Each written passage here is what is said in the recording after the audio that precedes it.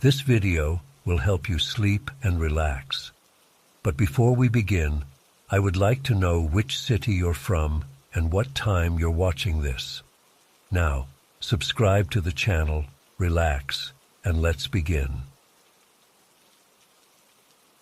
I've been putting off sharing this for months, but I think I'm finally ready to talk about what happened to me at Devil's Sinkhole last summer. I'm still trying to make sense of it all, and there are parts I can barely bring myself to think about, let alone write down. But I need to get this out. It was about 6 months after my divorce was finalized. I was feeling lost and desperate for a change of scenery, so I decided to take a solo RV trip to Devil's Sinkhole State Natural Area in Texas. As a geologist, I've always been fascinated by unique geological formations, and I thought the massive limestone sinkhole would be the perfect place to clear my head and maybe find some inspiration. I arrived at the park late in the afternoon and set up my RV in the small campground. There were only a couple other campers there, which suited me just fine. I was looking forward to some solitude. As the sun started to set, I decided to take a quick walk over to the sinkhole viewing area before it got dark. The sinkhole itself was breathtaking, a gaping chasm over 350 feet deep, descending into inky blackness. Standing at the railing, peering down into that vast abyss, I felt a strange mix of awe and unease. There was something almost alive about it. I shook off the feeling and snapped a few photos before heading back to my RV for the night. That's when things started to get weird. As I was reviewing the photos on my camera, the screen suddenly went fuzzy and distorted. I figured it was just some kind of glitch, but when I tried to turn the camera off and on again, it wouldn't respond at all. Frustrated, I set it aside and decided to relax with some music instead. But when I tried to play something on my phone, all I got was harsh static and garbled noise. I was starting to get a little freaked out by the electronics acting up, so I stepped outside for some fresh air. The sun had fully set by then, and the sky was filled with millions of stars. It was a breathtaking sight, but as I gazed upward, I noticed something odd. The stars seemed to be moving, shifting and swirling in strange patterns. I blinked hard and looked again, sure I must be seeing things. But no, the stars were definitely moving, coalescing into eerie shapes that made my skin crawl. Thoroughly unnerved, I hurried back inside and tried to distract myself by reading. But I couldn't shake the feeling that something was very wrong. As I sat there in the quiet RV, I became aware of a low, pulsing hum seeming to emanate from the ground itself. It was barely perceptible at first, but grew steadily louder until it filled my head. And then I heard it, a voice whispering my name. "Lisa," it hissed. "Lisa Marcolis." I whipped my head around, heart pounding, but there was no one there. The voice came again, louder this time. "You shouldn't have come here, Lisa. You've disturbed us. There will be a price to pay." Panic rising in my throat, I scrambled to lock all the doors and windows. But even inside the RV, I didn't feel safe. Shadows seemed to writhe and dance in the corners of my vision. The air felt thick and oppressive, like something unseen was pressing in on me from all sides. I don't know how long I sat there, paralyzed with fear. It felt like hours. Eventually, exhaustion overcame terror, and I must have dozed off. I woke with a start sometime in the early hours of the morning. The RV was pitch black and deathly quiet, too quiet. I couldn't even hear the usual nighttime sounds of insects or wind. As my eyes adjusted to the darkness, I realized with mounting horror that I wasn't alone. There was a figure standing at the foot of my bed, a tall, gaunt silhouette blacker than the surrounding shadows. I tried to scream, but no sound came out. The figure slowly raised one impossibly long arm, pointing a skeletal finger directly at me. And then it spoke, in a voice like grinding stones. "The sinkhole hungers, Lisa Marcolis. It demands sacrifice. You cannot escape its pull." I squeezed my eyes shut, praying it was just a nightmare. When I opened them again, the figure was gone, but a foul, sulphurous stench lingered in the air. As soon as the first light of dawn appeared, I bolted from the RV. I had to get out of there, had to put as much distance between myself and that cursed place as possible.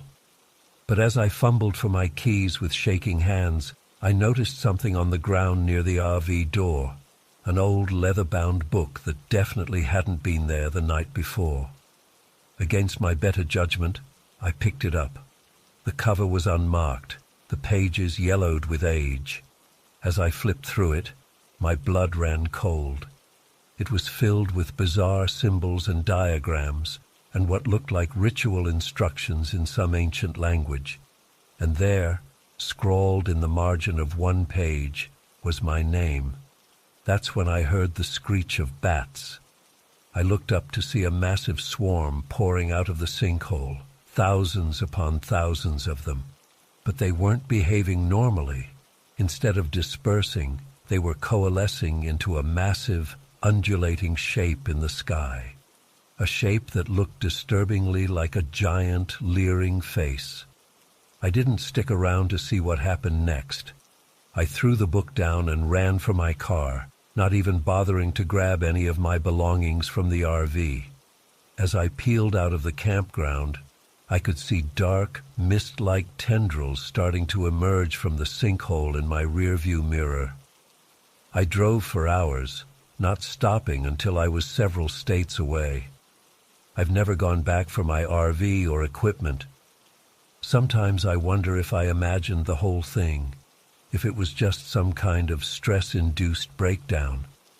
But then I'll catch a whiff of that sulfur smell, or wake up in a cold sweat hearing that grating voice whispering my name. And I know it was real.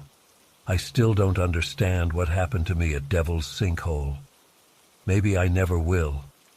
But I know I'll never set foot in that place again. Some things are better left undisturbed.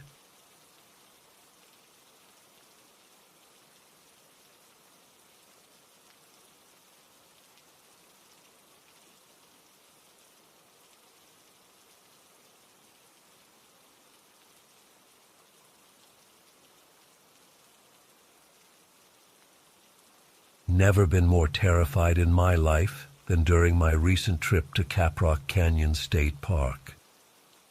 As a wildlife photographer, I've been to some pretty remote places, but nothing could have prepared me for what happened there. It all started when I decided to head to Caprock Canyon to try and jumpstart my stagnant career. At 34, I felt like I was running out of time to make a name for myself in the competitive world of wildlife photography. I figured a few weeks camping in the rugged Texas landscape might yield some portfolio-worthy shots. The first couple of days were uneventful. I hiked the trails, scouted locations, and took some decent photos of the local wildlife. But on the third night, things took a turn for the weird. I was reviewing my photos from that day when I noticed something odd in the background of one shot.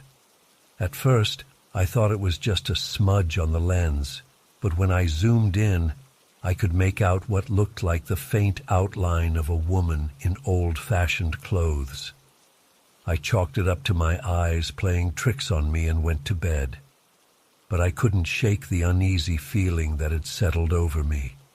As I tried to fall asleep, I kept hearing what sounded like whispers just outside my tent. I told myself it was just the wind, but deep down I knew it wasn't. The whispers seemed to have a cadence to them, almost like someone was trying to speak to me. I barely slept that night. The next morning, I seriously considered packing up and leaving, but my stubbornness and the thought of going home empty-handed kept me there. I spent the day hiking to a more remote area of the park, hoping a change of scenery would help clear my head. As the sun started to set, I set up my camera to try and get some shots of the landscape in the fading light. That's when things got really freaky. I was looking through the viewfinder when I saw her, a woman in a long dress, standing about 50 yards away. She was translucent, like a projection, and seemed to be staring right at me. I jerked back from the camera, heart pounding. When I looked up, there was nothing there. Hands shaking, I checked the photo I'd just taken. There she was, clear as day. I took another shot quickly, but this time the image was empty. I packed up my gear as fast as I could and practically ran back to my campsite. I kept looking over my shoulder the whole way, convinced I was being followed. When I finally made it back to my tent, I zipped myself in and tried to calm down. That's when the noises started. At first it was just subtle creaks and rustles that I could almost convince myself were normal nighttime sounds, but then I heard distinct footsteps circling my tent. Something, or someone, was out there watching me. I held my breath, trying not to make a sound. The footsteps stopped right outside the tent flap. I could see a shadow looming there, backlit by the moonlight. My whole body was trembling as I waited for whatever was going to happen next. Suddenly, there was a deafening bang on the side of the tent, like someone had slammed their fist into it. I let out an embarrassingly high-pitched scream and scrambled backward. The banging continued, moving around the tent in a frenzy. I fumbled for my flashlight and phone, my hands shaking so bad I could barely grip them. When I finally got the flashlight on and shone it around, the banging stopped abruptly. The shadow outside was gone. I spent the rest of the night huddled in my sleeping bag, flashlight clutched to my chest. Every little sound made me flinch. I kept thinking I could hear that whispering again, but it was so faint I couldn't be sure. As soon as the sun came up, I burst out of the tent, half expecting to see it surrounded by footprints, but there was nothing. No signs at all that anything had been there during the night. I knew I should leave. Everything in me was screaming to get the hell out of there. But I couldn't shake the feeling that I was on the verge of capturing something incredible. If I could just get solid proof of whatever was going on, it could be the breakthrough I'd been waiting for. So I stayed. God help me, I stayed. I spent the day hiking to the most remote part of the park I could find. I figured if this entity, or whatever it was, followed me out there, I'd have a better chance of getting it on camera without any interference. As night fell, I set up my camera on a tripod and settled in to wait. Hours passed with nothing happening. I was starting to think I'd imagined the whole thing when I heard it, that same whispering from before, but louder now. It seemed to be coming from all around me. I fumbled with my camera, trying to capture whatever was about to happen. That's when I saw her materialize about 20 feet in front of me. She looked more solid this time, less like a projection and more like an actual person. But there was still something off about her. Her eyes were too dark, her movements too fluid. She started walking toward me, her mouth moving as if she was speaking, but all I could hear was that indistinct whispering. I was frozen in place, unable to run even though every instinct was telling me to. Just as she got close enough that I could make out the details of her face, she vanished. 1 second she was there, the next, nothing. I let out a breath I didn't realize I'd been holding and quickly checked my camera. To my amazement, I'd managed to capture several shots of her. They weren't perfect. There was still a slightly blurred, ethereal quality to them, but it was unmistakably the same woman I'd seen. I spent the next hour reviewing the photos, my mind racing. What the hell had I just witnessed? Who was this woman? Why was she haunting this place? I was so engrossed in the pictures that I almost missed the sound of footsteps approaching from behind me. I whirled around, half expecting to see the woman again, but there was nothing there, just the empty landscape stretching out before me. The footsteps continued, though, getting closer and closer. I could hear the crunch of gravel and the rustle of grass being disturbed, but there was no visible source. My heart was pounding so hard, I thought it might burst out of my chest. Suddenly, I felt a cold touch on my shoulder. It was like someone had placed their hand there, but when I spun around, I was still alone. That was the final straw. I grabbed my gear and ran, not caring about the direction, just needing to get away. I don't know how long I ran for, but eventually I collapsed, gasping for air. As I sat there trying to catch my breath, I realized I could hear voices in the distance. At first, I thought it was more supernatural activity, but as they got closer, I recognized them as very human park rangers. I flagged them down, probably looking like a complete madman. I babbled about what had happened, showing them the photos on my camera. They exchanged worried glances and gently suggested I come back to the ranger station with them. It wasn't until we were in their truck that one of them hesitantly told me about the local legend. Apparently, back in 1871, a woman named Elizabeth Garner had been executed for witchcraft in the area that was now the park. There had been rumors for years about her ghost haunting the canyon, but most people wrote it off as campfire stories. I insisted on leaving the park immediately. The rangers seemed concerned about my mental state, but they didn't try to stop me. As I drove away, I couldn't shake the feeling that I was being watched. I kept checking my rearview mirror, half expecting to see the woman's face staring back at me. It's been weeks now, and I still can't make sense of what happened. I've had the photos analyzed, but the experts are baffled. They can't explain what's in them, but they also can't prove they're fakes. I don't know if I'll ever go back to Caprock Canyon. Part of me wants to try and understand what happened, to get more evidence. But a bigger part of me is terrified of what I might find if I do.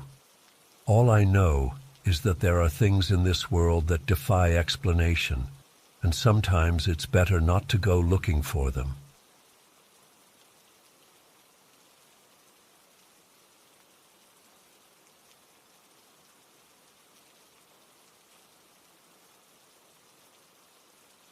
I never thought I'd encounter something so terrifying and unexplainable in my life.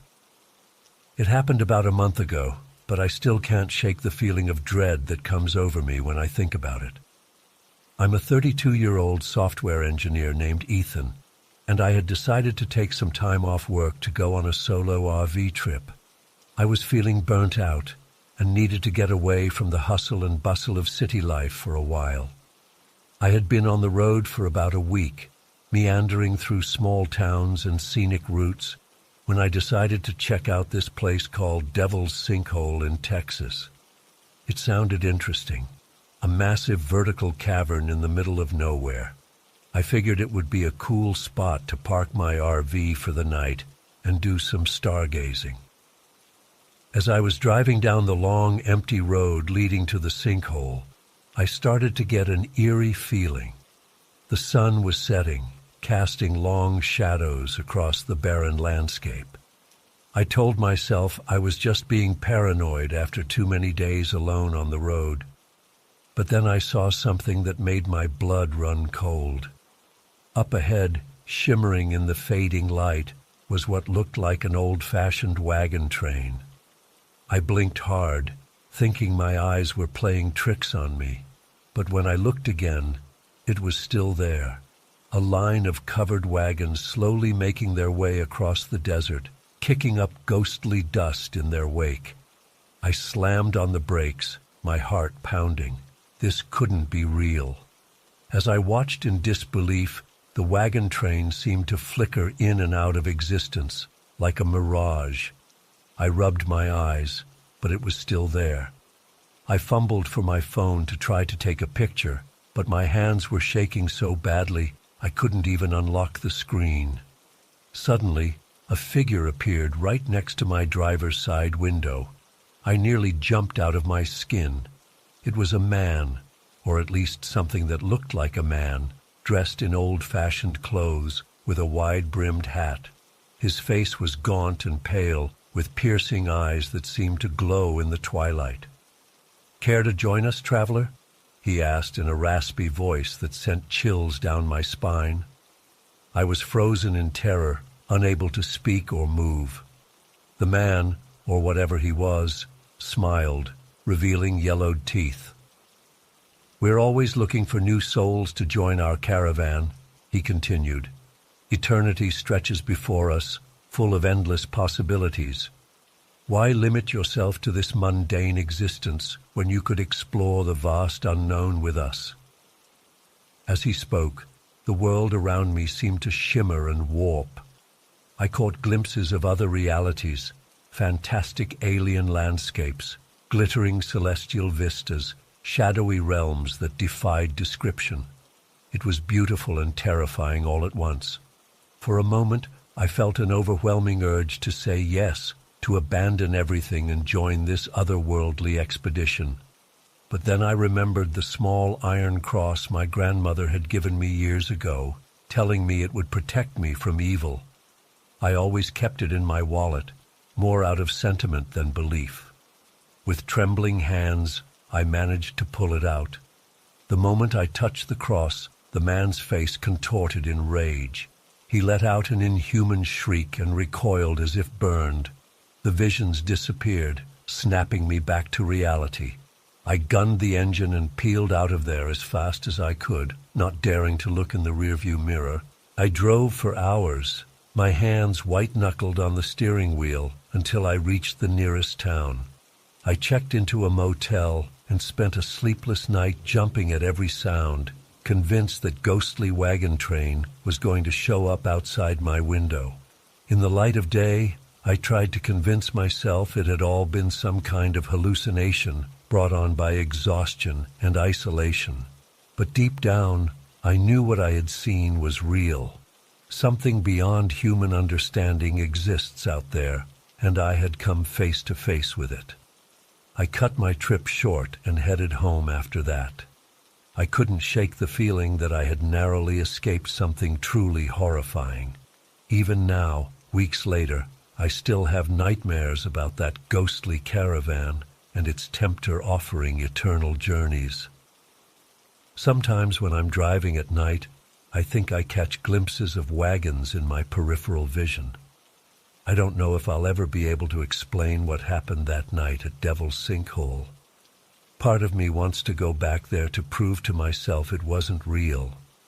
But a bigger part of me is terrified that if I return, that sinister caravan will be waiting for me. And this time, I might not be strong enough to resist its call. I haven't told anyone else about this. Who would believe me? But I needed to get it off my chest.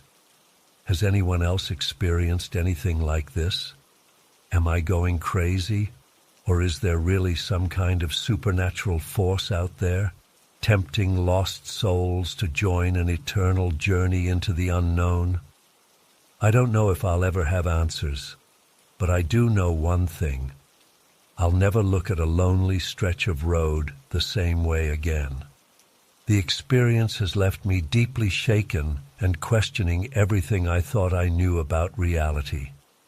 I find myself constantly looking over my shoulder, half expecting to see that ghostly wagon train materialize. I've become obsessed with researching similar encounters and supernatural phenomena, desperate for some kind of explanation. But the more I dig, the more questions I have. I've read accounts of other travelers encountering strange entities in isolated areas, offering tempting but ultimately sinister bargains. Some speak of lost time, missing memories, or finding themselves miles from where they should be, with no recollection of how they got there. I've also stumbled across old legends and folklore about spectral caravans that roam the night, collecting wayward souls. The The descriptions are chillingly similar to what I saw. But are these just campfire tales, or is there some grain of truth to them? I can't shake the feeling that I brushed up against something ancient and powerful that night. The rational part of my brain tries to explain it away. Maybe I dozed off at the wheel and had an extremely vivid dream. Or perhaps it was some kind of shared mass hallucination brought on by gases escaping from the sinkhole. But none of these explanations feel satisfying. Deep down, I know what I experienced was real. I find myself drawn to that iron cross now, keeping it with me at all times. It's become a talisman of sorts, my one tangible connection to that night and proof that I didn't imagine the whole thing. Sometimes I wonder, what if I hadn't had it with me? Would I have succumbed to the caravan's temptation? Where would I be now? The thought of that spectral wagon train still out there, roaming the lonely places of the world in search of new souls, haunts me. I can't help but think about all the people who might encounter it without the means to resist. Are they doomed to join that eternal, otherworldly journey? Or is there some way to banish this entity for good? I know I should probably seek professional help to process this trauma. But I'm afraid of being dismissed or labeled as delusional. And part of me worries that talking about it too much might somehow summon that caravan back. So I stay silent, carrying this burden alone. My life has changed in subtle but profound ways since that night. I find myself avoiding long road trips and isolated areas. Nighttime driving fills me with anxiety. I've become more spiritual, exploring different belief systems in search of protection and answers. But most of all, I'm left with a deep sense of unease about the nature of reality itself. If such things exist beyond our understanding, what else might be out there? How thin is the veil between our world and whatever lies beyond? And will I ever truly feel safe again, knowing what I now know? I still don't have answers, and I'm not sure I ever will. But I felt compelled to share my story, in the hopes that it might resonate with others who have experienced similar unexplainable events. If nothing else, maybe it will serve as a warning to be cautious in those liminal spaces where the fabric of reality seems to wear thin. So if you ever find yourself on a lonely road as twilight falls, and you see something flickering at the edge of your vision, don't stop, don't engage, just keep driving and hope that whatever is out there passes you by. Because once you've glimpsed what lies beyond, you can never truly unsee it, and the temptation to explore those vast unknown realms may be stronger than you think.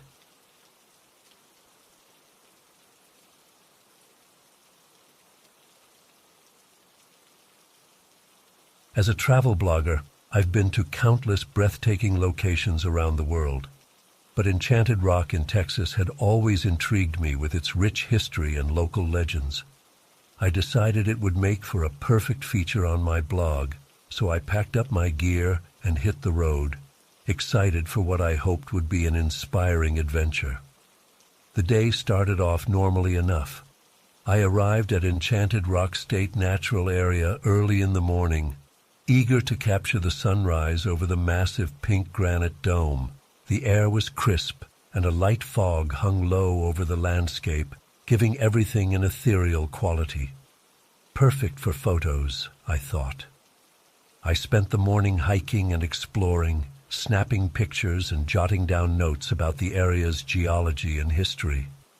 Everything seemed peaceful and serene. But as the day wore on, I started to notice things that didn't quite add up. It began with a faint rhythmic sound in the distance. At first, I dismissed it as other hikers, or maybe some kind of park maintenance. But the longer I listened, the more it sounded like drumming. I tried to locate the source, but it seemed to shift, sometimes sounding like it was coming from one direction, then suddenly from another. I pushed the odd occurrence to the back of my mind and continued my exploration. As I climbed higher up the rock, I stumbled upon something that made my blood run cold. Etched into a smooth section of granite was a symbol I didn't recognize, a series of interconnected spirals and lines that seemed to glow faintly in the afternoon sun. I snapped a few pictures, telling myself it was probably just graffiti from some disrespectful visitors. But deep down, something felt off about it. The real strangeness began when I started reviewing my photos from the day. In several shots of the landscape, there was a dark, hazy figure in the background. At first, I thought it was a smudge on my lens, but it appeared in multiple photos, always in a slightly different position. My hands started to shake as I zoomed in, trying to make sense of what I was seeing. Determined to get to the bottom of things, I approached a park ranger I saw near the visitor center. Her name tag read Jenny, and she seemed friendly enough at first. But when I mentioned the drumming sounds and showed her the photos with the strange figure, her demeanor changed completely. "Where exactly did you hear the drums?" she asked, her voice tense. I pointed towards the area where I'd been hiking earlier. Jenny's face paled. "Listen to me carefully," she said in a low voice. "You need to leave. Now. Don't go back up there, especially not after dark. And whatever you do, if you hear those drums again, don't follow them." I tried to press her for more information, but she just shook her head and walked away quickly, leaving me standing there confused and more than a little freaked out. Despite the warning, I couldn't bring myself to leave just yet. I had come all this way for a story, and now it seemed like I might have stumbled onto something much bigger than I'd anticipated. I decided to stay the night in my RV, which I'd parked in the designated camping area. As darkness fell, an eerie stillness settled over the park. I sat in my RV, poring over my notes and photos from the day, trying to make sense of everything. That's when the drumming started again, louder and clearer than before. It seemed to be coming from all around me, the rhythm pulsing through the very ground beneath my feet. My heart racing, I peered out the window. The moonlight cast long shadows across the landscape, and for a moment I thought I saw movement in the darkness. I blinked, and suddenly there were symbols like the one I'd seen earlier glowing faintly on the ground around my RV, forming a circle. Panic seized me. I fumbled for my phone to call for help, but there was no signal. The drumming grew louder, and then something slammed against the side of the RV with such force that it rocked on its wheels. I screamed, scrambling away from the windows. The pounding continued, each impact sending shockwaves through the vehicle. Through my terror, I realized the rhythm matched the drumming perfectly. This wasn't some animal or person outside. It was something else entirely. In a moment of desperate courage, I grabbed my camera and flung open the RV door, determined to document whatever was happening. What I saw will haunt me for the rest of my days. Standing just beyond the circle of glowing symbols was a figure, the same hazy, dark shape from my photos, but now terrifyingly real and present. It was vaguely humanoid, but seemed to shift and waver, as if it wasn't fully part of this world. And its eyes, God, its eyes were like swirling vortexes of energy, pulling at something deep inside me. I raised my camera with shaking hands and snapped a photo. The flash lit up the night for a split second, and in that moment, the figure seemed to solidify. It took a step towards me, reaching out with a hand that was more shadow than substance. Terror unlike anything I've ever known gripped me. I slammed the RV door shut and threw myself into the driver's seat, fumbling with the keys. The engine roared to life, and I floored it, tearing out of the camping area with reckless speed.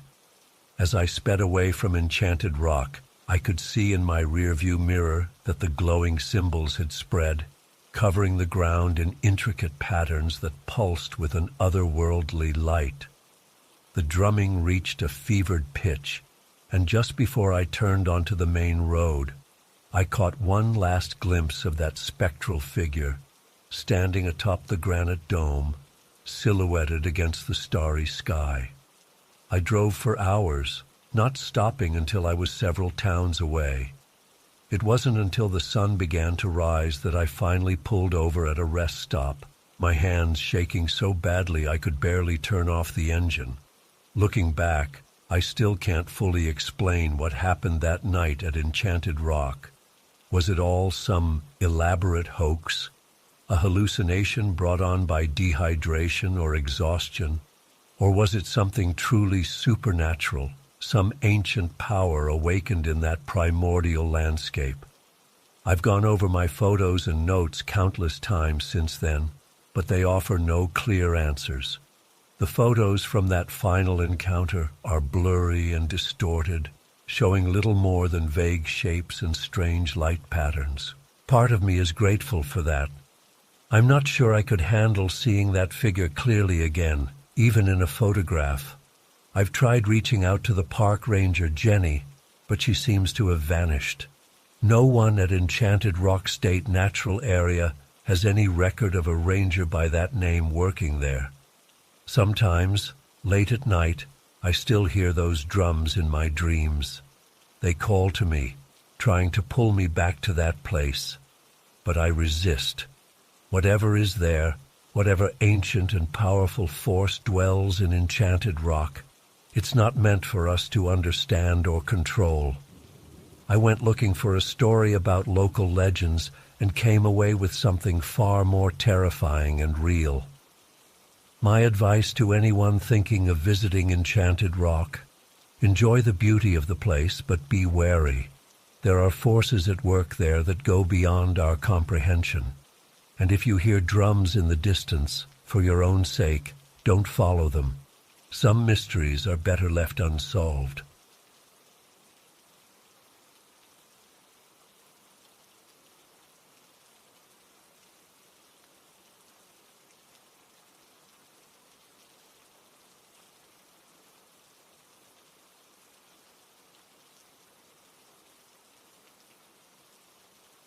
Still can't believe what happened to us at Devil's Backbone. It's been months, but the memories haunt me every single day. I've barely slept since that camping trip, and I don't think I'll ever be the same. It was supposed to be a fun weekend getaway with my boyfriend Jason and our friends Lisa and Evan. We'd been planning this camping trip for weeks, excited to explore the rugged wilderness of Devil's Backbone. None of us had ever been there before, but we'd heard it was beautiful. Steep canyons, dense forests, breathtaking views. The perfect place to disconnect from the world for a few days. We arrived at the campsite late Friday afternoon. It was more remote than I expected. We hadn't seen another car or person for miles as we drove down the winding dirt road. As we set up our tents, I felt a strange uneasiness creep over me. The forest seemed unnaturally quiet. No birds chirping, no rustle of small animals in the underbrush. Just an eerie stillness that made the hairs on the back of my neck stand up. I tried to shake off the feeling as we got a campfire going and cracked open some beers. We laughed and joked around, but I couldn't fully relax. Every so often, I'd catch movement out of the corner of my eye, only to turn and see nothing there. A few times, I could have sworn I heard whispering coming from the trees, but when I mentioned it to the others, they said they didn't hear anything. As night fell, the forest came alive with strange sounds, odd chittering noises like no animal I'd ever heard before, and the whispers grew louder, more insistent. I huddled closer to Jason, trying to convince myself it was just the wind in the trees. We decided to turn in early, planning to get an early start on hiking the next day. Jason and I zipped ourselves into our tent, but I tossed and turned for hours, unable to sleep. The sounds outside seemed to be getting closer, and then I heard it, a voice clear as day, calling my name from just outside the tent. "Megan, Megan, come out and play with us." I froze, my heart pounding. It sounded exactly like Lisa's voice, but with a chilling, unnatural undertone that made my skin crawl. I shook Jason awake, whispering frantically that someone was outside.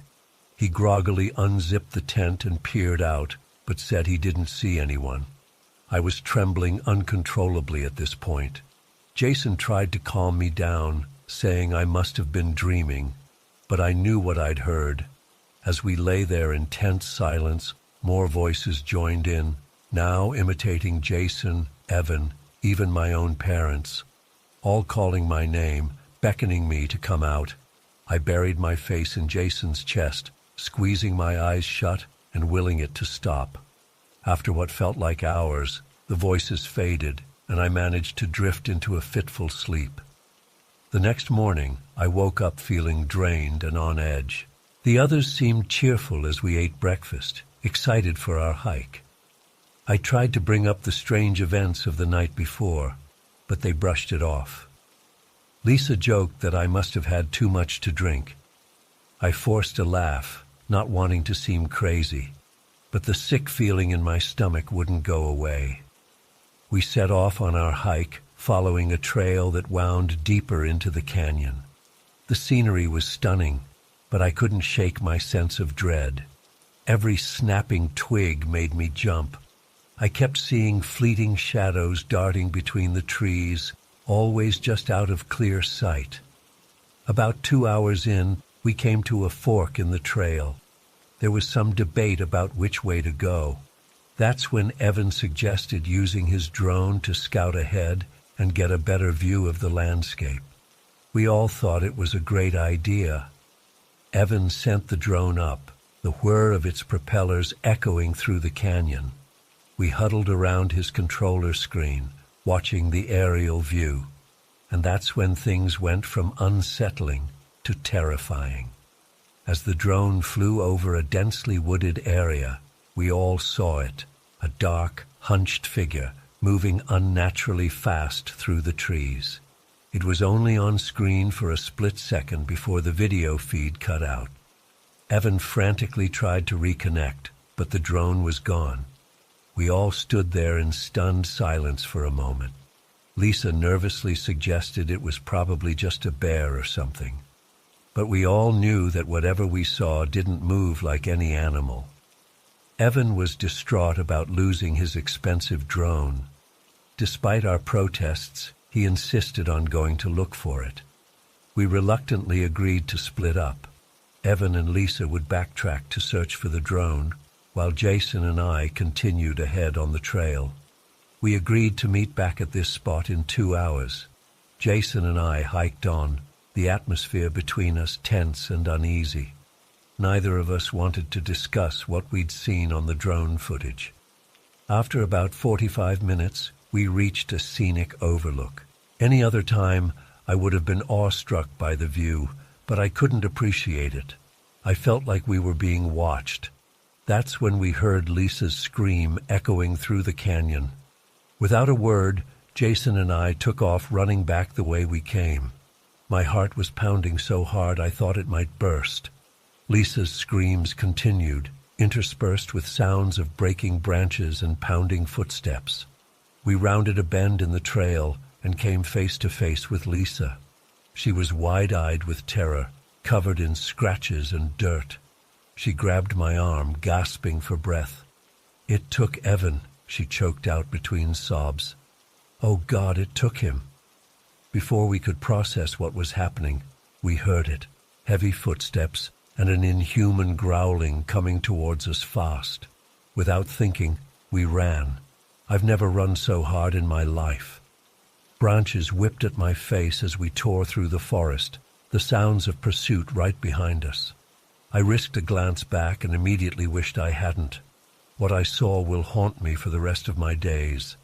It was vaguely humanoid in shape, but moved in a way that defied physics. jerky, impossible contortions as it bounded after us on all fours. Its skin was a sickly grayish white, and where its face should have been was just a blank, featureless expanse of flesh. I screamed and pushed myself to run faster. We burst out of the tree line back into our campsite. Jason yelled for us to get in the car. We piled in, and he gunned the engine, tires spinning in the dirt as we took off down the road. We drove for hours, not stopping until we hit the nearest town. We were all in shock, barely speaking. Lisa was nearly catatonic. We went straight to the police station to report what happened, but they were skeptical to say the least. They sent out a search party for Evan, but found no trace of him or whatever had been chasing us. It's been 3 months now. Evan is still missing, presumed dead. Lisa had a mental breakdown and is in a psychiatric facility. Jason and I broke up. He couldn't handle my constant nightmares and paranoia.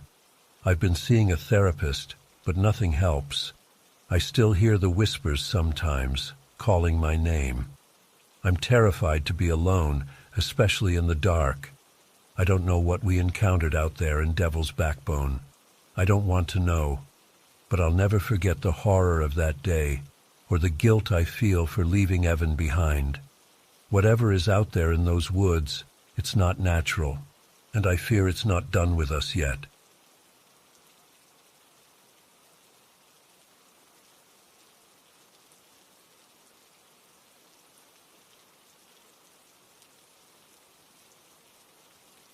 Ethan, 38 years old, and until recently I was just a normal guy living in Houston.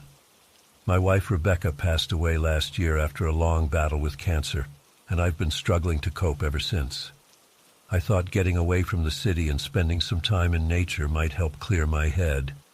That's why I decided to go on a solo camping trip to Davy Crockett National Forest. I'd been there years ago with Rebecca and had fond memories of the place. I figured it would be a good spot to reflect and try to find some peace. I arrived at the forest on a Friday afternoon in late October. The weather was perfect, crisp and cool with a light breeze rustling through the autumn leaves. As I hiked to my campsite, I felt a sense of calm wash over me for the first time in months. The quiet of the forest was soothing after so much time in the noisy city. I set up my tent in a small clearing and got a campfire going as the sun started to set. Sitting by the fire that evening, watching the stars come out, I actually felt okay for the first time since Rebecca died. I even smiled a little as I remembered our past camping trips together.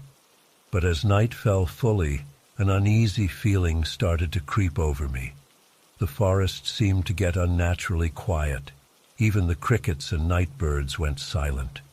A cold wind picked up, making the trees creak and groan. I told myself it was just my imagination playing tricks on me, but I couldn't shake the feeling of being watched. I was about to turn in for the night when I heard it. A faint whisper carried on the wind, saying my name. Ethan! I froze, straining my ears. It came again, louder this time. Ethan! My blood ran cold as I realized it sounded just like Rebecca's voice. I stumbled to my feet, heart pounding. "Rebecca!" I called out, even though I knew it was impossible. The voice came again, seeming to echo from all around me. "Ethan, come to me." I grabbed my flashlight and spun in a circle, searching the darkness beyond my campsite. The beam of light caught something moving between the trees. A flash of long dark hair and a familiar silhouette. "Rebecca!" I shouted, taking off into the woods without thinking. I crashed through the underbrush, following glimpses of that figure always just out of reach. The voice kept calling, leading me deeper into the forest. Some part of my mind was screaming that this wasn't right, but I couldn't stop myself. I don't know how long I ran. It could have been minutes or hours. Finally, I burst into a small clearing and came to an abrupt halt. There in front of me was an old, dilapidated cabin I'd never seen before. The door creaked open as I watched, and Rebecca's voice drifted out. "Ethan, I'm waiting." My legs carried me forward, even as every instinct told me to run. I stepped into the cabin, the floorboards groaning under my feet. My flashlight beam swept across dusty old furniture and cobweb-covered walls. In the center of the room was a small table, and on it lay an old leather-bound book. As if in a trance, I approached the table and opened the book. It was a journal, the pages yellow and brittle with age. I started reading, my eyes widening in horror as I took in the contents. The journal spoke of ancient forest spirits that lured people deep into the woods, never to be seen again. It described how these entities could take on the appearance of loved ones to draw their victims in. A cold chill ran down my spine as I realized what was happening. This thing using Rebecca's voice wasn't my wife. It was something else entirely, something inhuman and malevolent. I slammed the book shut and spun around, ready to flee. But there in the doorway stood Rebecca, or rather, the thing pretending to be her. In the harsh beam of my flashlight, I could see that the illusion wasn't perfect. Its eyes were too dark, its smile too wide. It reached out a hand towards me, beckoning. "Ethan, my love," it said in Rebecca's voice, but there was an unnatural echo to the words. "Stay with me. We can be together forever." I stumbled backwards, fumbling in my pocket. My fingers closed around the small bag of dried sage I always carried. Rebecca had been into New Age stuff and had insisted it would protect me. I'd kept carrying it after she died as a way to feel close to her. With shaking hands, I pulled out the sage and held it up like a shield. The effect was immediate. The Rebecca thing hissed and recoiled, its face contorting into something inhuman. The air filled with an acrid, burning smell. I seized my chance and bolted past it, out of the cabin and into the woods. I ran blindly, branches whipping at my face, my lungs burning. All around me, I could hear whispers and laughter, the forest itself seeming to come alive with malevolent energy. Somehow, I found my way back to my campsite. I threw my gear into my backpack as fast as I could, not even bothering to take down the tent. As I was about to flee, I heard Rebecca's voice one last time, no longer sweet, but full of rage. "You can't escape us, Ethan. We'll be waiting." I ran to my car and drove out of that forest as fast as I could, not stopping until I was miles away. I didn't feel safe until I was back home in Houston, with the door locked behind me. It's been months now, and I still have nightmares about that night. I've tried to research the Davy Crockett National Forest, looking for similar stories or explanations, but I've found nothing concrete. Sometimes I wonder if I imagined it all, if grief drove me temporarily insane. But then I remember the touch of that cold, inhuman hand reaching for me, and I know it was real. I don't know what those things in the forest were or what they wanted from me. All I know is that I'll never set foot in those woods again. And if you're ever camping and hear a loved one's voice calling you into the dark, don't follow it. Run, and don't look back.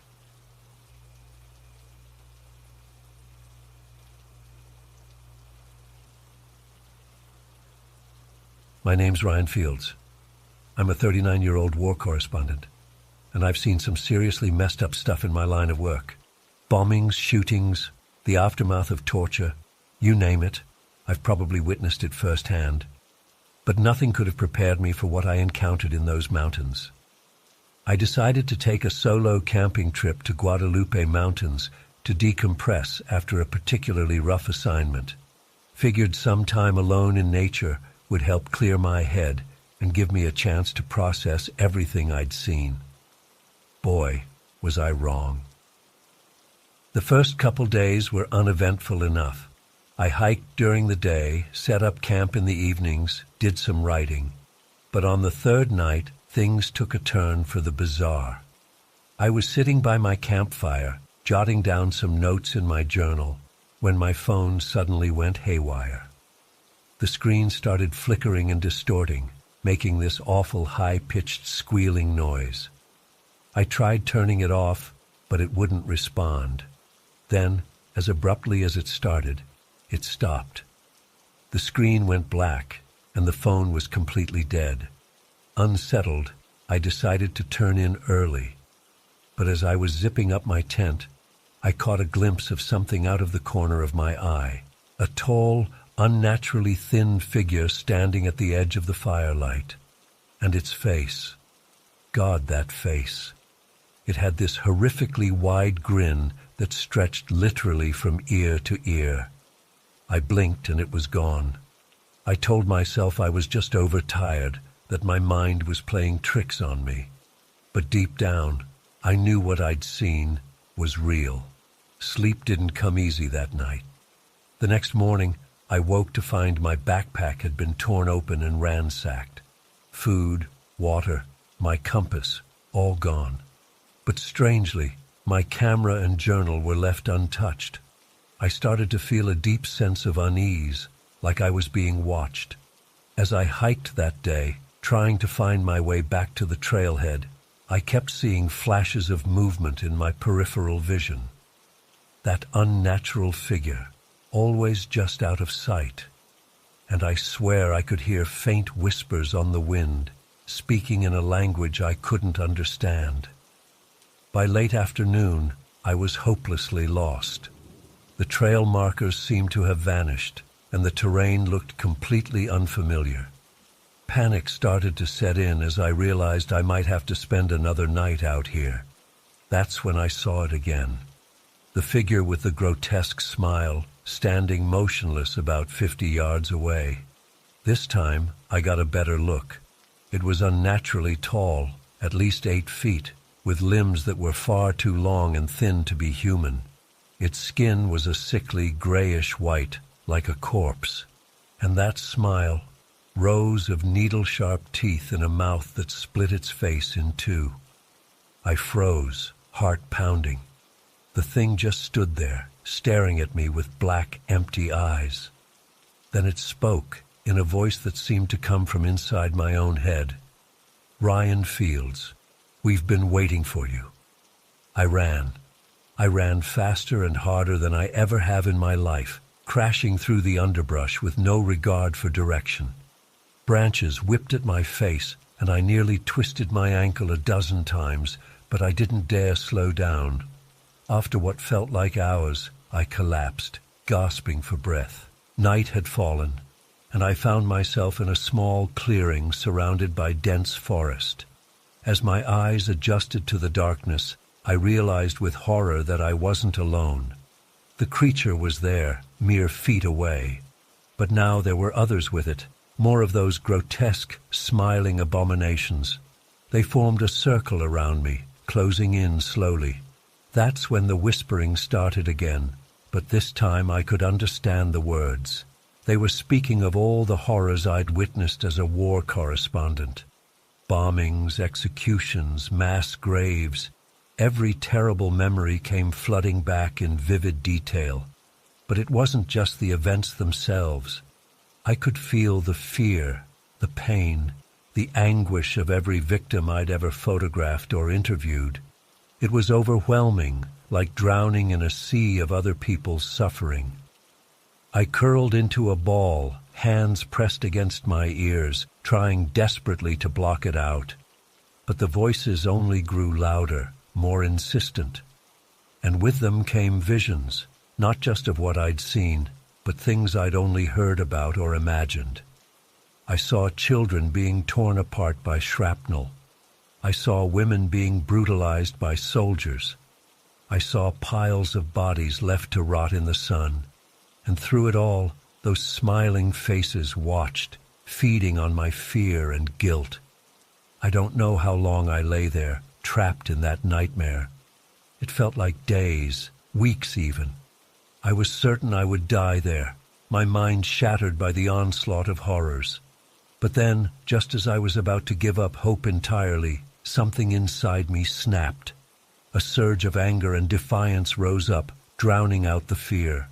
I forced myself to my feet, fists clenched, and screamed at the top of my lungs, "Enough! I won't let you break me!"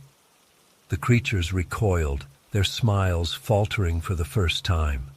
The whispering stopped abruptly, leaving an eerie silence in its wake.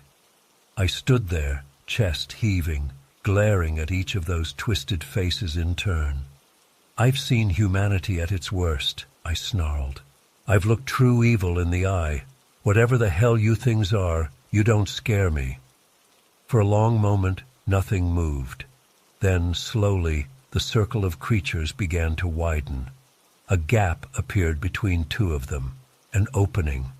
Without hesitation, I bolted through it. I ran and ran, not daring to look back. The forest seemed to blur around me, trees and rocks melting into a dark smear. And then suddenly, impossibly, I burst out onto a familiar trail. The main path leading back to the park entrance was right there in front of me. I didn't stop running until I reached my car, fumbling with shaking hands to unlock the door and throw myself inside.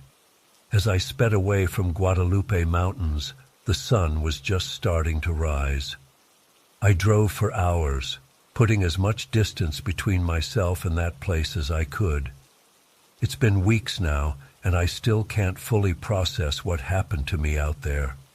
Was it all some kind of hallucination brought on by dehydration and exhaustion? A psychotic break triggered by PTSD?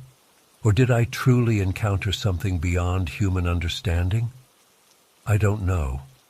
But I do know this. I'll never set foot in those mountains again.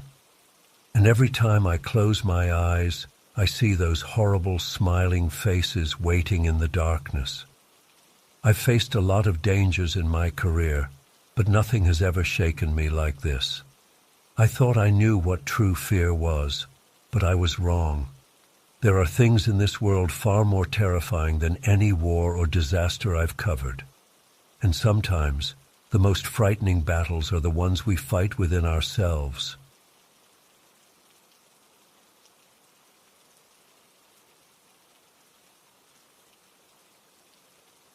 It was supposed to be a routine camping trip in Sam Houston National Forest. As a travel blogger, I'm always looking for new outdoor experiences to write about. At 34, I've done my fair share of solo camping, so I wasn't worried about heading out on my own for a few days. I had all my gear packed up: tent, sleeping bag, portable stove, the works. I even brought my good camera to get some shots for the blog. The first day went smoothly enough. I hiked a few miles in, found a nice clearing to set up camp, and spent the afternoon exploring the surrounding woods. As the sun started to set, I headed back to make dinner and settle in for the night. That's when things started to feel off. At first, it was just little things. I could have sworn I left my water bottle by the tent, but suddenly it was on the other side of the campsite. My backpack seemed to have shifted position slightly. Probably just my imagination, I told myself. As darkness fell, the forest got unnaturally quiet. No crickets, no rustling leaves, nothing. Just a heavy silence pressing in around me. I tried to shake off my unease and focus on getting a fire going. That's when I heard it. A faint whisper, barely audible, seeming to come from everywhere and nowhere at once. "Carol." I froze. How did it know my name? I must have imagined it. I'm Carol Linfield, but I hadn't told anyone out here my name. I hadn't seen another soul all day. I tried to busy myself with camp tasks, but the whispers continued, growing louder and more distinct. They seemed to know things about me: childhood memories, secret fears, thoughts I'd never told anyone. It was like they were inside my head. "Remember when you broke Mom's favorite vase, Carol? You blamed it on the cat. You're scared of drowning. Always have been, ever since that day at the lake. You wish you'd told him how you felt before he moved away. Now it's too late." My heart was racing. This wasn't possible. I considered packing up and hiking out right then, but it was too dark. I'd have to wait until morning. As I huddled in my tent that night, things only got worse. Shadows moved in impossible ways outside, bending and twisting unnaturally. Objects would vanish when I looked away, only to reappear somewhere else moments later. The whispers grew to a cacophony, 100 voices talking over each other, all of them knowing things they shouldn't. I must have dozed off eventually from sheer exhaustion. When I woke, watery morning light was filtering through the tent walls. For a moment, I hoped it had all been a bad dream. Then I unzipped the tent and stepped outside. My entire campsite was rearranged. The fire pit had moved. My backpack hung from a tree branch 20 feet up. And there, burned into the trunk of a massive oak, was my name. I'd had enough. I frantically started gathering my things, not even bothering to pack neatly. I just wanted out of there. That's when I saw them, dark, shadowy figures at the edge of the clearing. They looked almost human, but wrong somehow. Too tall, too thin, movements too fluid. As I watched in horror, they started to change. Features began to form, familiar features. I saw my mother's face, my childhood best friend, my first boyfriend. But their eyes were all wrong, black and empty. They called out to me in the voices of people I knew, begging me to come with them, to join them. But there was a coldness beneath the familiar tones that chilled me to my core. I ran. I didn't even know which direction I was going. I just knew I had to get away. The figures pursued, always just at the edge of my vision. Their calls echoed through the trees, using my memories against me, trying to lure me in. "Carol, honey, come back. Don't you want to see Mommy? Hey, Carol, remember that time we snuck out to the concert? Let's go on another adventure." I stumbled through the underbrush, branches whipping my face, my lungs burning. I didn't dare look back. I could feel them getting closer. In desperation, I pulled out my camera. I'd read once that spirits could sometimes be seen in photographs. Maybe the flash would drive them back. I spun around, snapping picture after picture wildly. To my shock, it worked. In the brief bursts of light, I could see the entities recoiling, their forms dispersing like smoke. It gave me the chance I needed. I ran harder than I've ever run in my life, not stopping until I broke through the tree line and saw my car parked at the trailhead. I peeled out of there, tires squealing. I didn't slow down until I was miles away on the highway. My hands shook on the steering wheel. I kept expecting to see those things in my rearview mirror, but there was nothing. It's been weeks now, and I still can't explain what happened out there. The scratches on my arms and face from my frantic flight through the woods have mostly healed, but the memories haven't faded. I still have nightmares about those voices, those shadowy figures with familiar faces. I developed the photos from that day, half expecting them to show nothing. But there they are, blurry, dark shapes, warped and inhuman. Proof that I'm not crazy, that something was out there. I don't know what those things were or what they wanted with me. I don't know why they seem to know so much about my life. All I know is that I'll never set foot in Sam Houston National Forest again. Some places are better left unexplored. If you're planning a camping trip there, please be careful. And if you hear whispers in the night that know your name, run. Don't look back. Just run.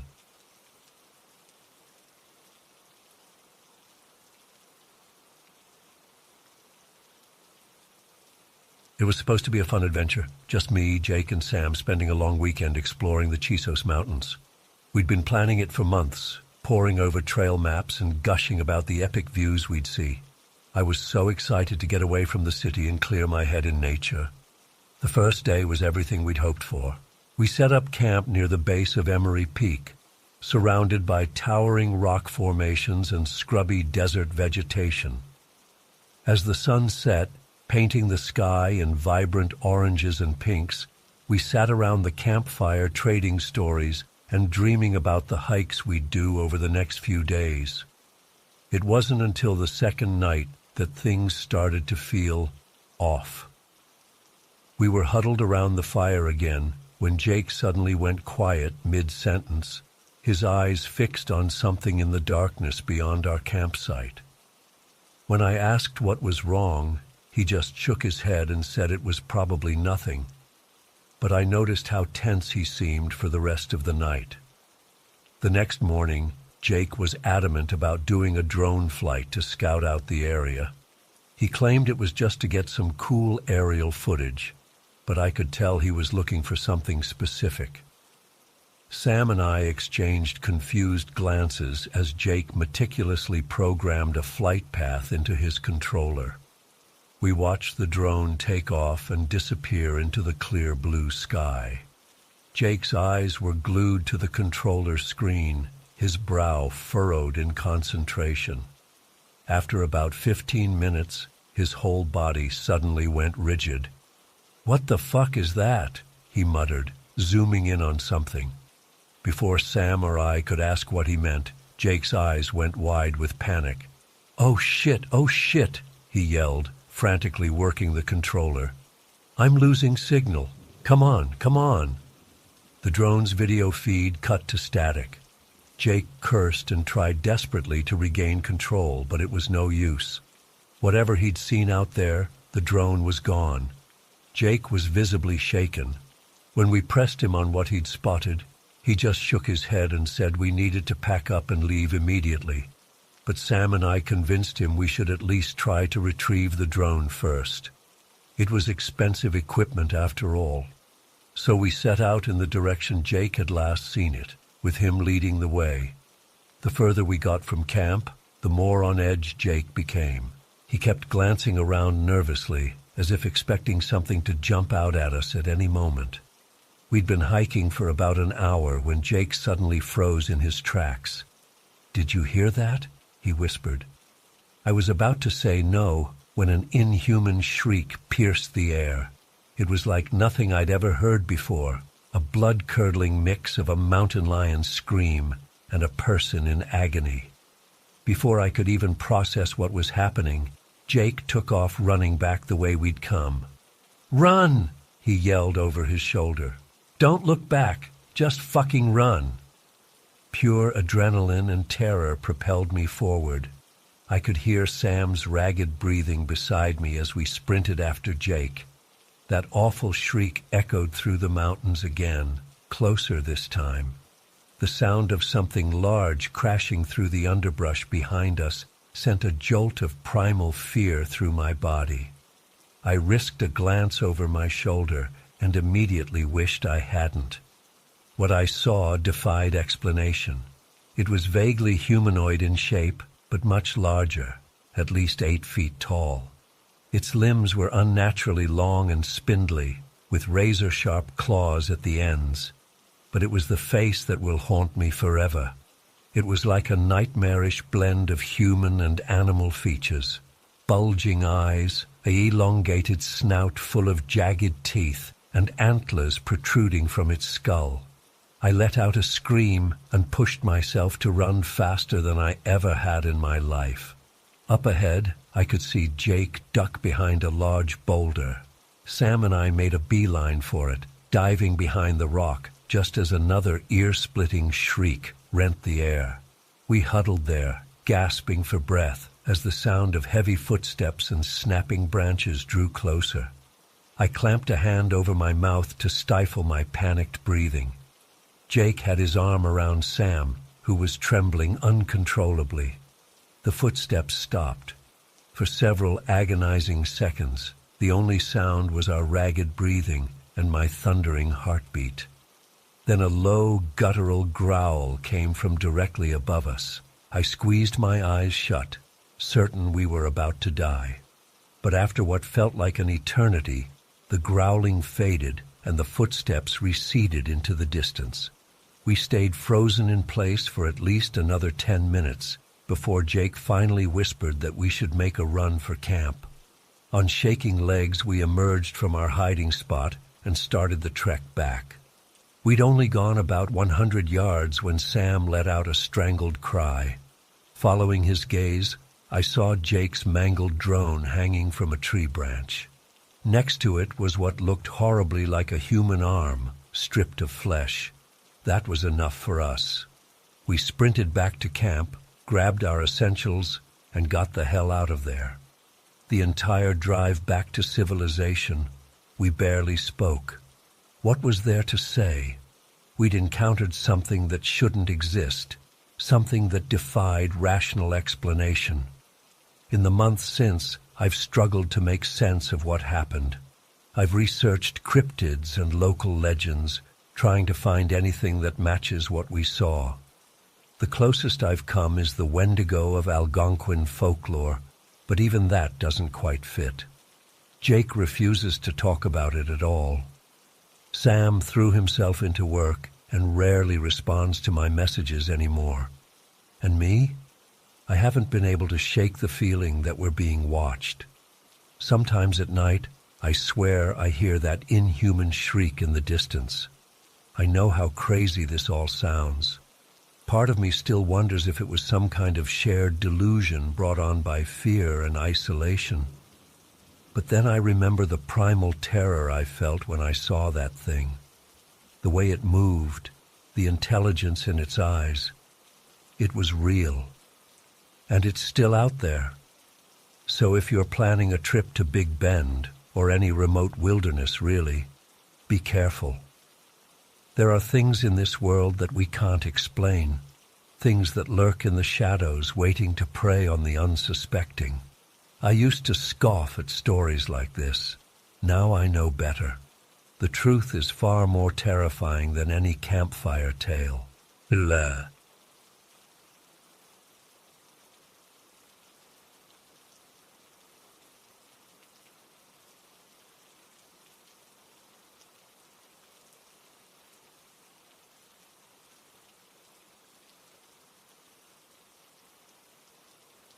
My name's Mark, and I'm a 42-year-old geologist.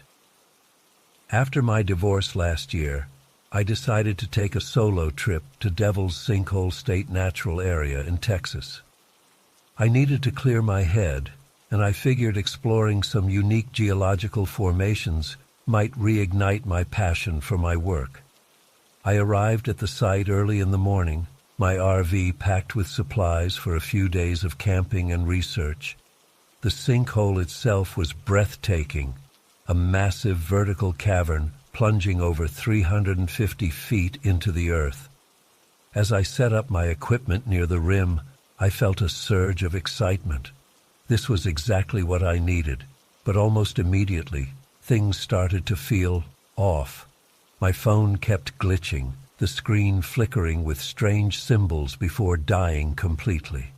I shrugged it off as some kind of interference from the cave system and continued setting up my gear. As the day wore on, I noticed the air getting heavier, almost oppressive. The usual chatter of birds and insects fell silent, replaced by an eerie stillness. I tried to focus on my work, but couldn't shake the feeling of being watched. Around dusk, I witnessed something that still makes my skin crawl. A column of bats erupted from the sinkhole, normal enough for the area. But their formation was like nothing I'd ever seen. They swirled in impossible patterns, creating shapes that seemed to defy physics. For a moment, I swear I saw a face form in the living cloud of bats, its eyes locked onto mine. I stumbled back, heart racing. This wasn't natural. Something was very, very wrong here. That's when I heard it, a low, guttural growl emanating from the depths of the sinkhole. It didn't sound like any animal I knew. The noise grew louder, reverberating through the ground beneath my feet. Panic set in. I scrambled to pack up my equipment, fumbling with trembling hands. As I turned to head back to my RV, movement caught my eye. A dark shape was crawling out of the sinkhole, defying gravity as it scaled the vertical walls. I ran. I've never run so fast in my life. I made it to my RV and locked myself inside, peering out the windows with wide eyes. The sun had set, plunging the area into darkness. I could hear something moving outside, scratching noises along the sides of the vehicle, whispering voices, too quiet to make out the words. I was trapped. My hands shook as I tried to start the engine, but it wouldn't turn over. Panic threatened to overwhelm me. I needed to think, to find a way out of this nightmare. That's when I remembered. I had picked up an old book from a tiny antique shop on my way here. The shopkeeper had been eager to get rid of it, practically giving it away. I hadn't paid it much attention, but now, maybe it held some answers.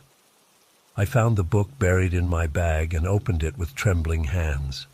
The pages were filled with strange symbols and diagrams, drawings of terrifying creatures emerging from chasms in the earth. As I flipped through, a chill ran down my spine. The images, they looked just like what I had seen at the sinkhole. Suddenly, the whispers outside grew louder. I could make out words now. "Mark, we know you're in there, Mark. You shouldn't have come here, shouldn't have brought the book. There's a price to pay." How did they know my name? What price? My mind raced, trying to make sense of what was happening. The scratching intensified, and I saw dark shapes moving past the windows. Shadows that shouldn't exist, taking forms that defied reality. I knew I couldn't stay in the RV. They would find a way in eventually. With the book clutched to my chest, I took a deep breath and burst out the door, running blindly into the darkness. The world around me had changed. The familiar landscape of the state park was gone, replaced by a twisted version of reality. The ground beneath my feet felt spongy and uneven. Strange rock formations loomed in the darkness, their shapes seeming to shift when I wasn't looking directly at them. And the entities, God, the entities, they pursued me relentlessly. I caught glimpses of them out of the corner of my eye, writhing masses of shadow, vaguely humanoid but wrong in ways I can't describe. Their whispers grew to shrieks, demanding that I pay the price for disturbing their domain. I ran until my lungs burned, stumbling through this nightmare landscape. Somehow, I found myself back at the rim of the sinkhole. The entities were closing in, their cold presence at my back. In desperation, I did the only thing I could think of. I threw the book into the depths of the sinkhole. The reaction was immediate. A howl of rage erupted from the chasm, so loud it nearly knocked me off my feet. The shadows pursuing me writhed in apparent agony. Taking advantage of their distraction, I pulled out my lighter and set fire to the pages I had torn from the book in my panic. As the paper burned, the world around me seemed to waver and distort. The shadows retreated, their shrieks fading into the distance. Slowly, reality reasserted itself. I found myself standing alone at the edge of the sinkhole, the first rays of dawn peeking over the horizon. I didn't wait around to see if the entities would return. I ran back to my RV, threw my belongings inside, and drove away as fast as I could. I didn't stop until I was miles away from Devil's Sinkhole. It's been months since that night, and I still can't explain what happened. Was it all a hallucination? Some kind of mass hysteria brought on by stress and isolation? But the terror I felt was real. The book was real, though I've never been able to find any information about its origins. I've tried to move on with my life, but the memories of that night haunt me. Sometimes I wake up in a cold sweat, certain I can hear those whispers again. I've never gone back to Devil's Sinkhole. I never will. Whatever is down there, whatever I accidentally disturbed, it's better left alone. I don't expect anyone to believe me. Hell, most days I'm not sure I believe it myself. But I know what I experienced that night. And I'll never forget the price I almost had to pay for my curiosity.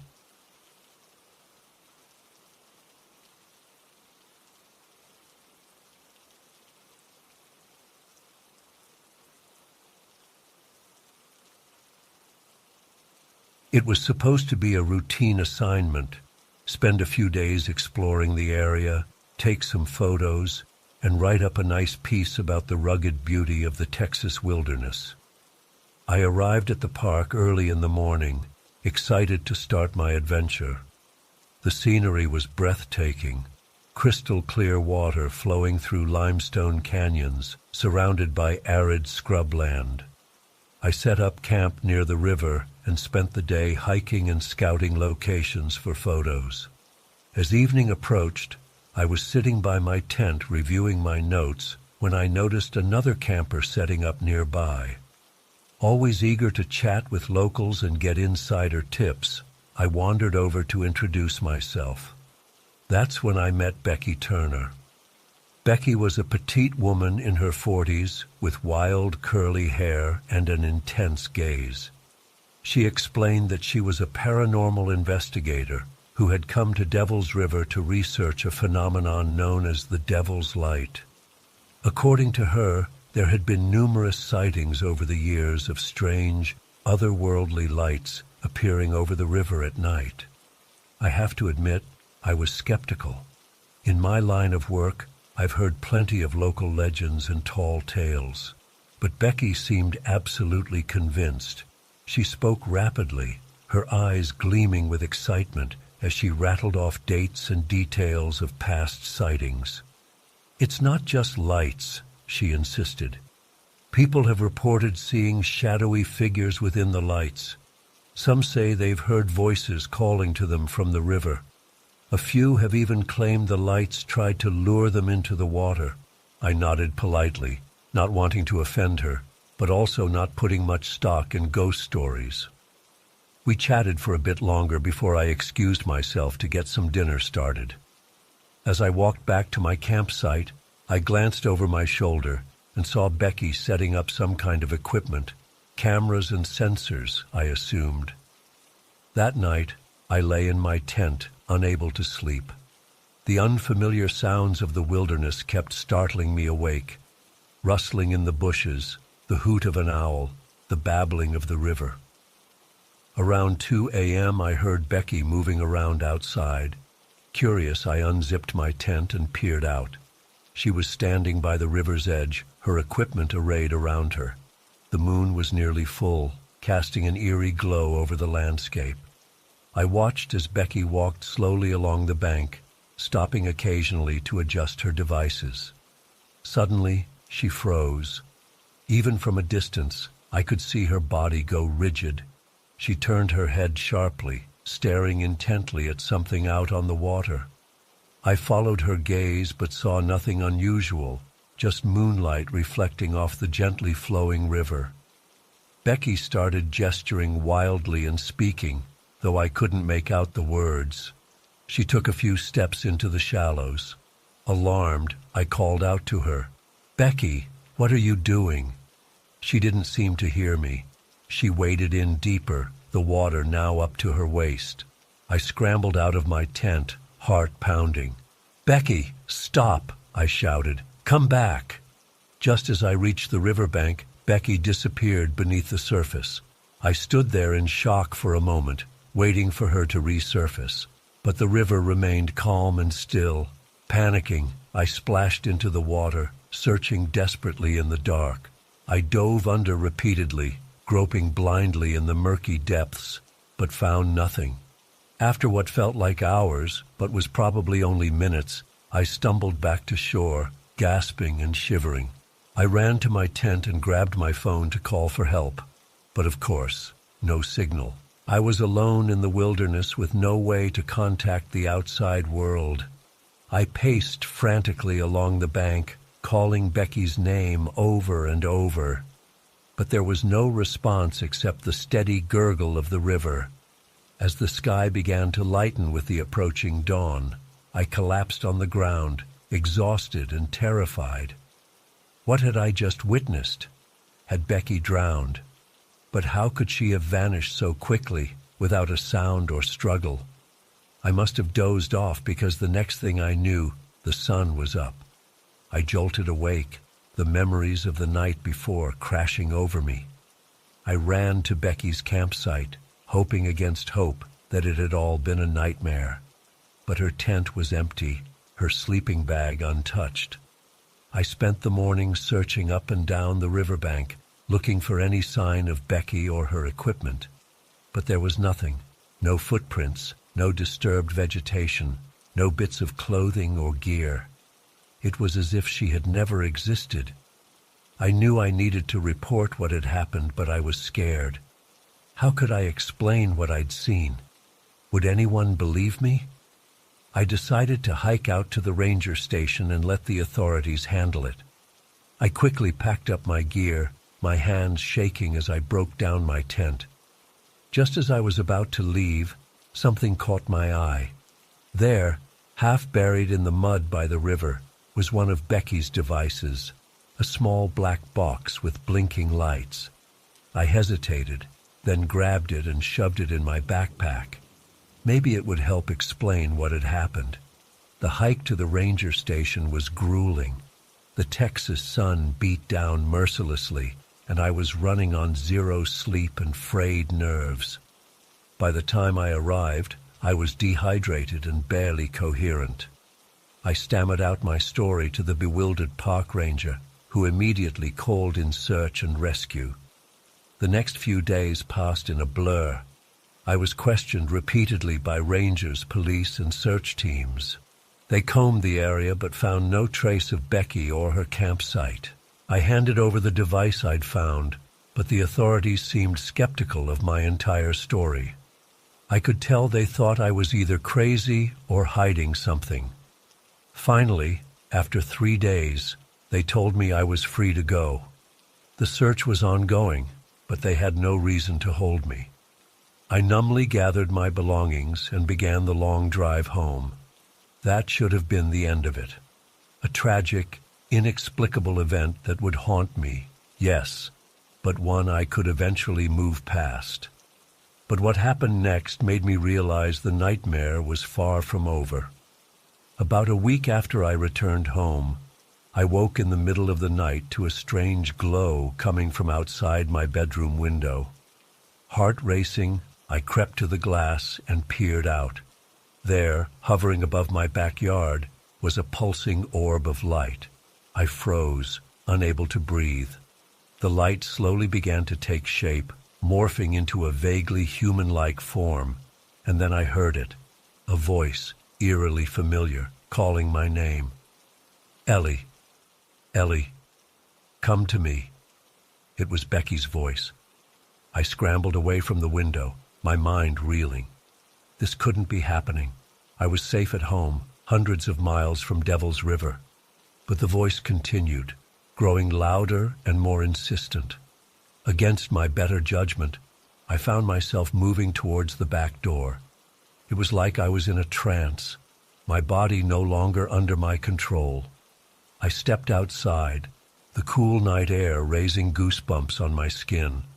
The glowing figure was clearer now. I could make out Becky's features, but distorted, almost melting. Her eyes were hollow voids that seemed to draw me in. She reached out a shimmering arm towards me. "Join us, Ellie," she said, her voice echoing strangely. "We're waiting for you in the river." Behind her, I could see other spectral forms taking shape, shadowy figures with glowing eyes, all beckoning to me. I took a stumbling step forward, my mind screaming at me to run, but my body refusing to obey. Just as I was about to take another step, a car alarm went off down the street. The harsh blaring snapped me out of my trance. I turned and ran back inside, slamming and locking the door behind me. When I finally worked up the courage to look outside again, the lights and figures were gone. The backyard was dark and still. I'd like to say that was the last of it, but the truth is, I still see the lights sometimes. Out of the corner of my eye, reflected in windows or mirrors, I hear whispers on the wind calling my name. Sometimes I wake up in the middle of the night, sure that I can hear the sound of rushing water. I don't know what really happened at Devil's River. I don't know if Becky is dead or if she's become something else. All I know is that ever since that night, I've felt like something is watching me, waiting, and I'm terrified that one day I won't be strong enough to resist when it calls me back to the river.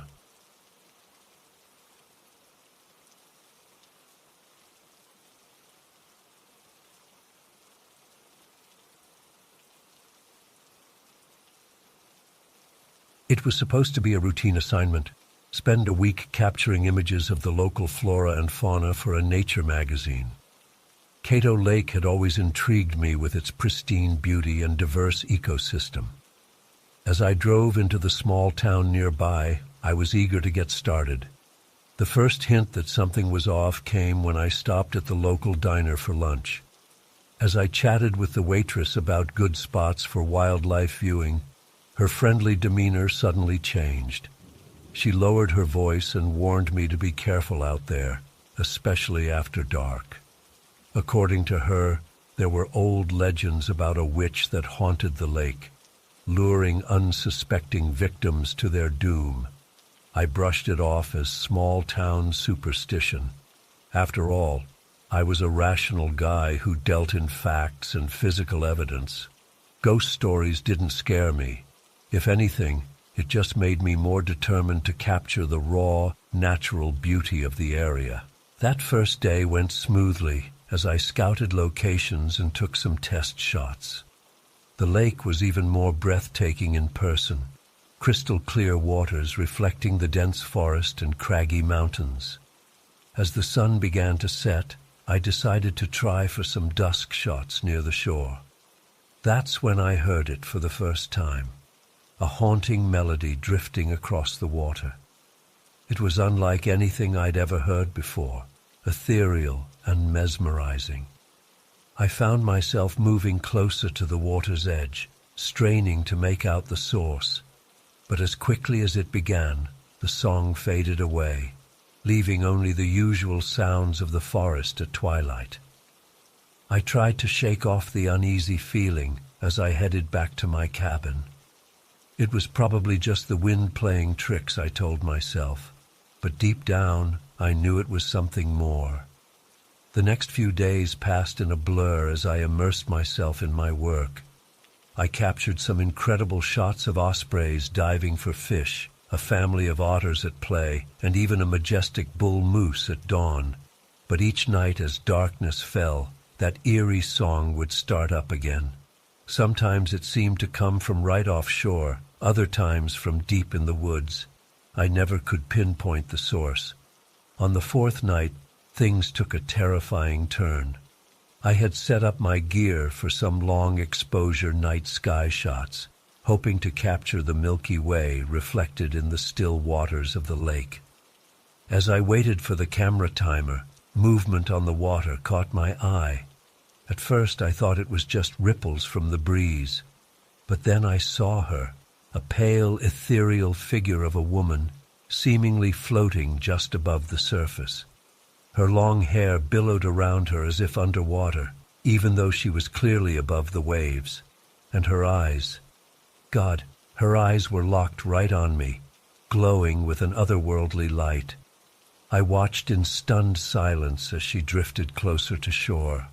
That unearthly song filled the air again, but this time I could tell it was coming directly from her.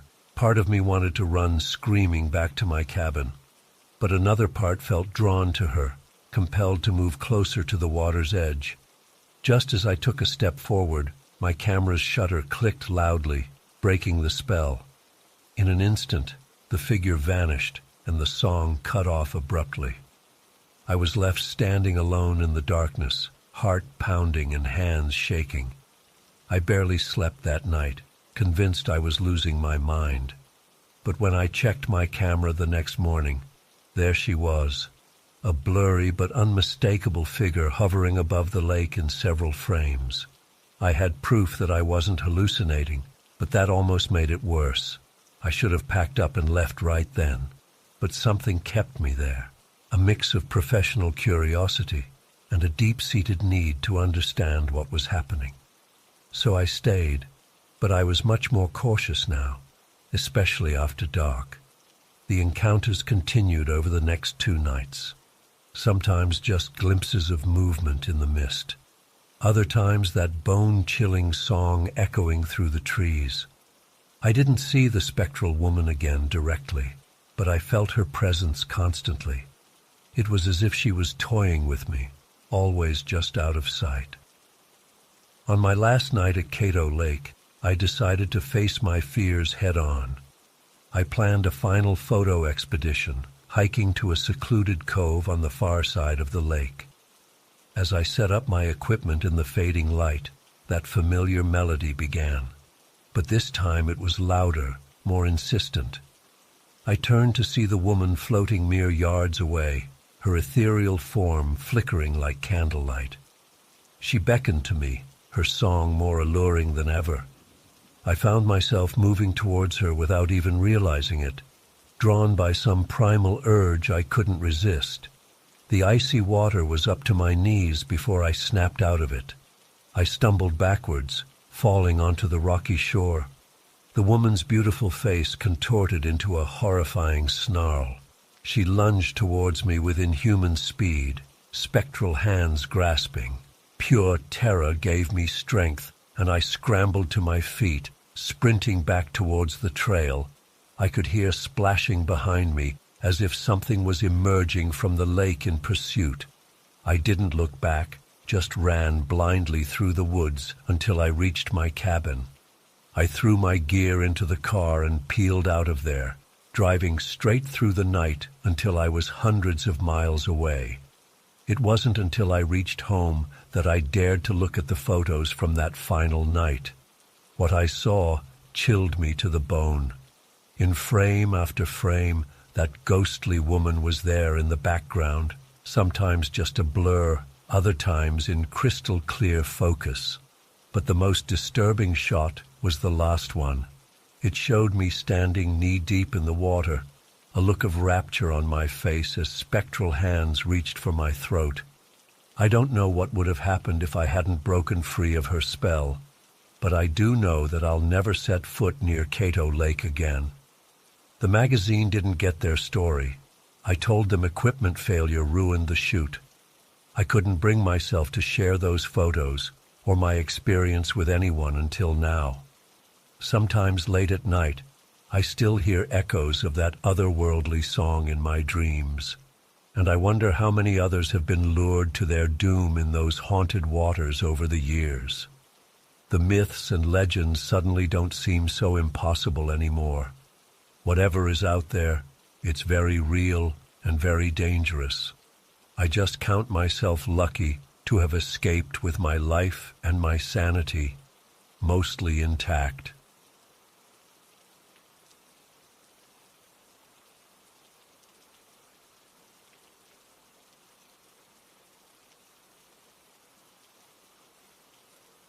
I went on what was supposed to be a fun camping trip with my friends Tyler and Liz in Caprock Canyon last month.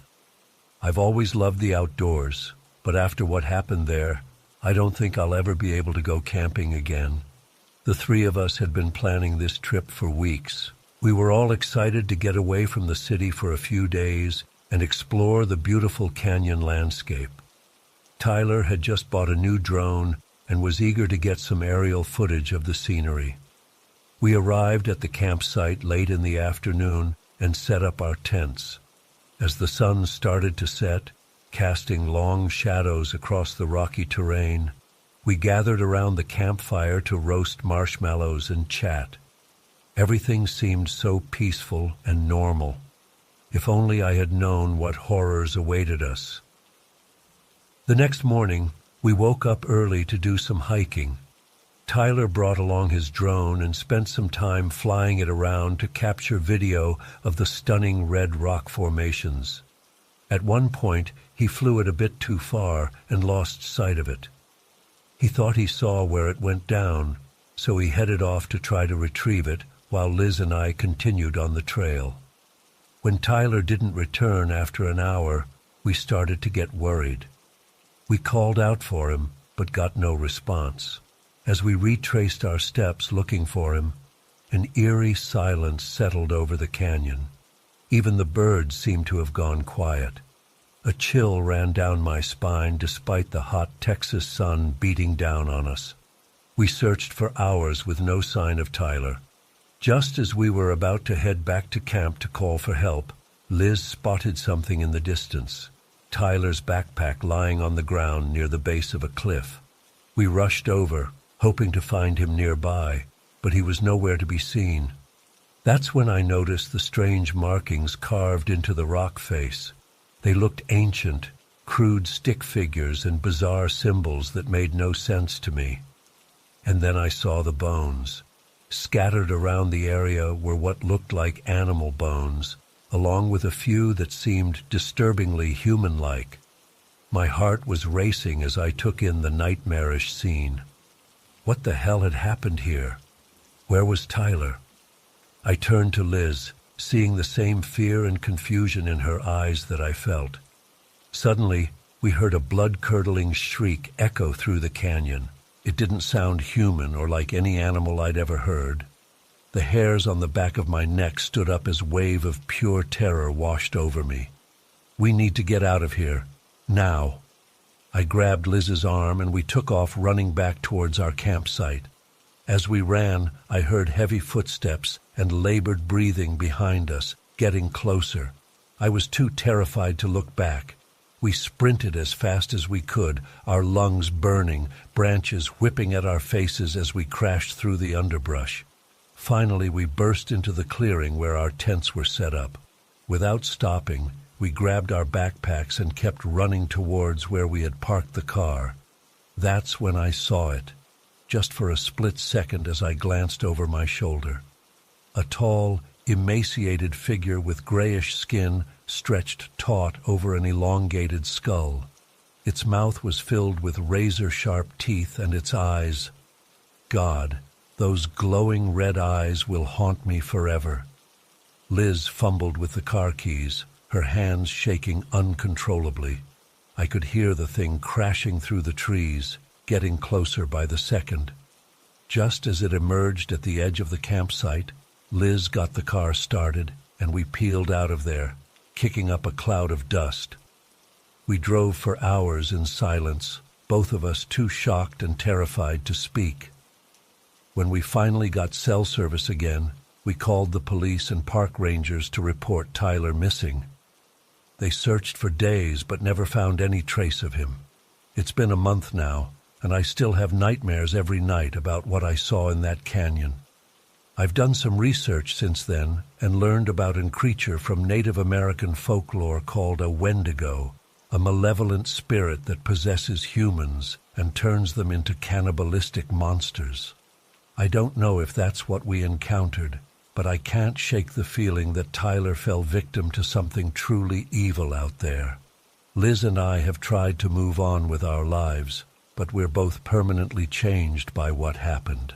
The guilt of leaving Tyler behind eats away at me every day, and the terror of knowing that thing is still out there somewhere. I don't think I'll ever feel safe again. I know this all sounds insane. Most people probably won't believe me. Hell, some days I can barely believe it myself. But I know what I saw.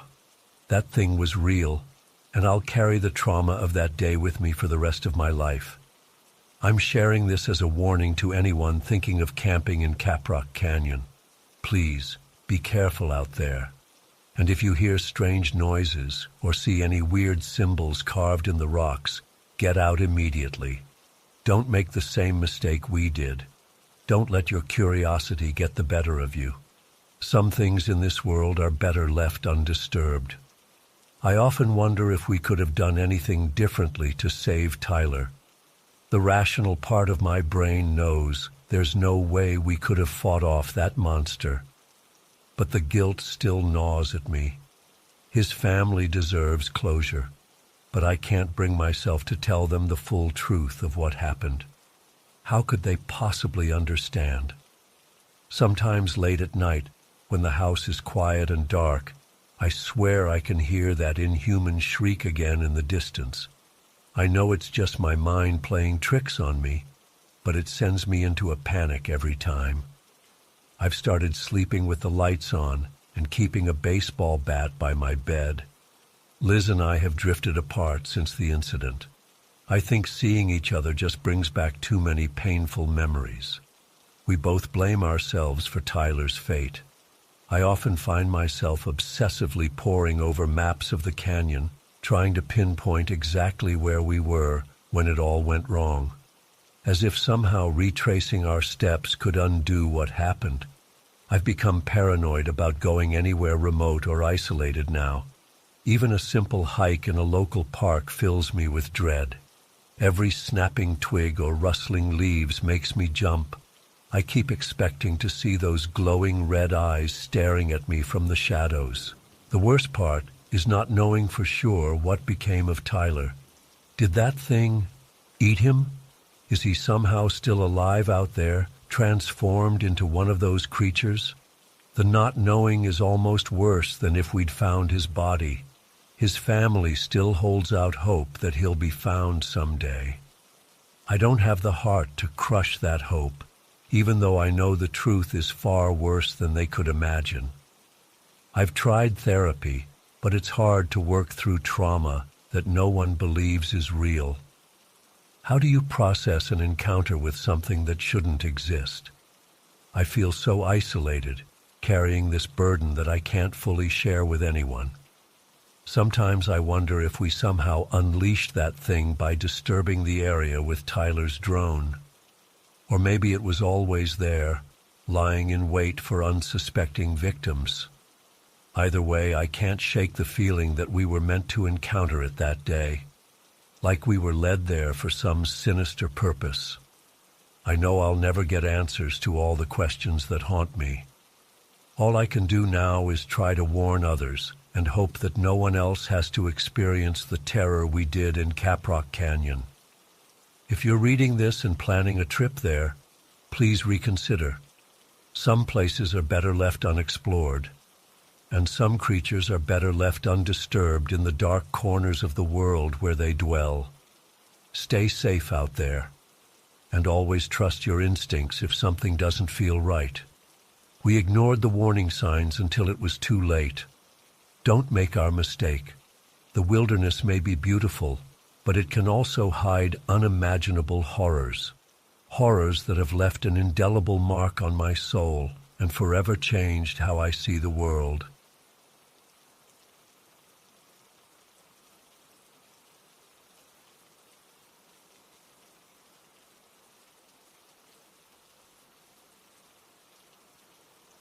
Just moved to this small town in northern Wisconsin for work.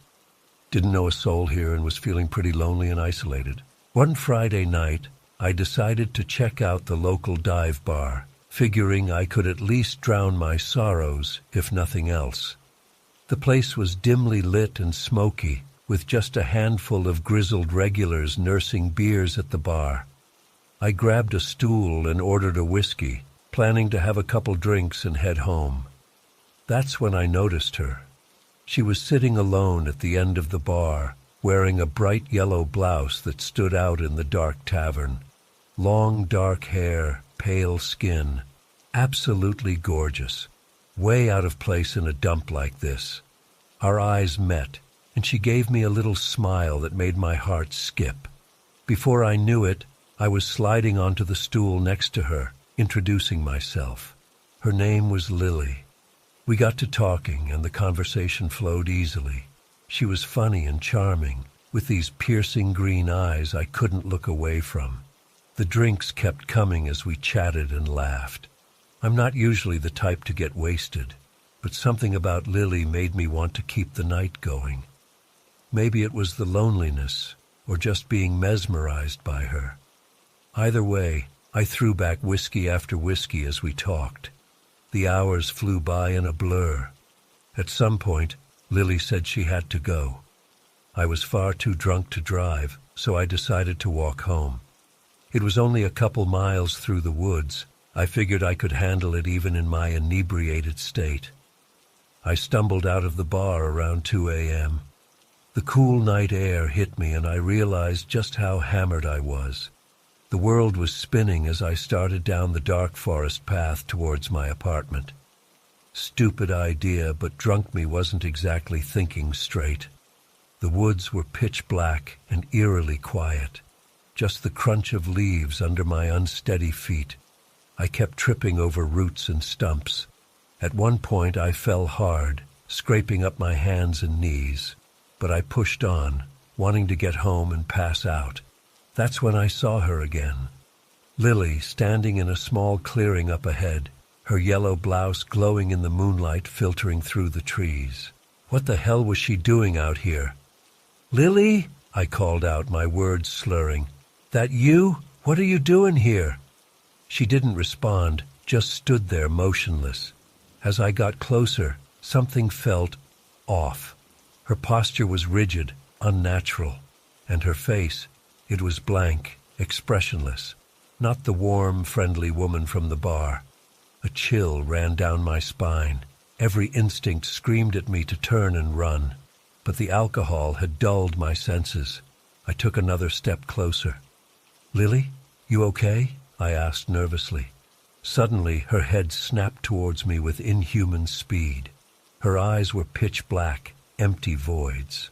Her mouth opened impossibly wide, revealing rows of razor-sharp teeth. I sobered up real quick. Pure terror coursed through me as I stumbled backwards. This thing wearing Lily's face let out an ear-piercing shriek and lunged at me with terrifying speed. I turned and ran blindly into the woods, branches whipping my face as I crashed through the underbrush. I could hear it right behind me, that awful shrieking getting closer. My legs felt like jelly, my lungs burning, but sheer adrenaline and fear kept me going. I risked a glance back and immediately wished I hadn't. The creature was mere feet away, its face now a horrific, inhuman mask. Long, clawed fingers reached for me. I let out a scream and pushed myself to run faster. In my panic, I didn't see the slope ahead. My foot caught on a root, and I went tumbling down the hill, crashing through ferns and brambles. I came to a stop at the bottom, dazed and winded. As I struggled to my feet, I saw the creature advancing down the hill towards me. Its movements were jerky and unnatural, like a marionette with broken strings. Terror gripped me. I was cornered. My hand closed around a large rock on the ground. As the thing that looked like Lily got closer, I gripped the stone tightly. It was my only chance.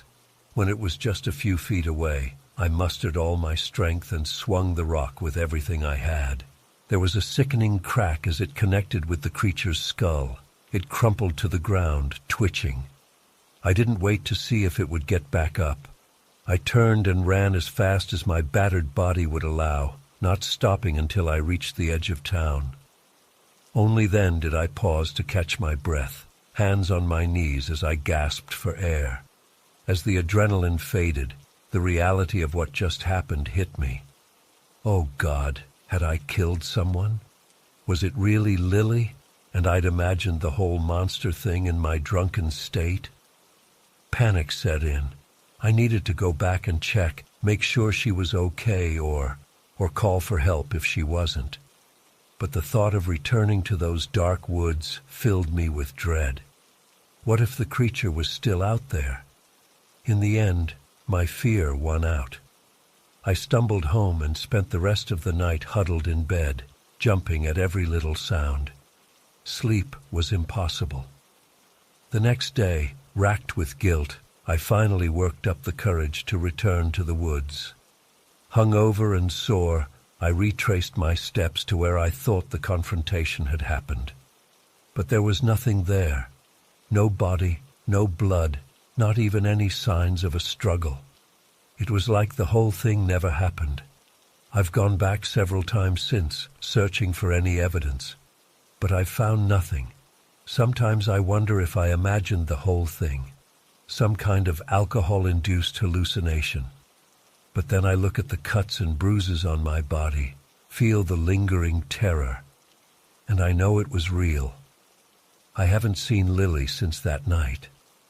I asked around town, but no one seems to know her or remember seeing her at the bar. It's like she vanished into thin air. I don't go out drinking anymore, and I avoid the woods like the plague, especially at night. The few times I've driven past the forest's edge after dark, I swear I've caught glimpses of something yellow moving between the trees, watching, waiting. I don't know what happened that night. Was it really some kind of monster, a ghost, or just a horrible drunken mistake? I'll probably never know for sure, but one thing's certain. I'll never forget that terrifying encounter in the dark Bayfield woods. Those black, soulless eyes still haunt my dreams.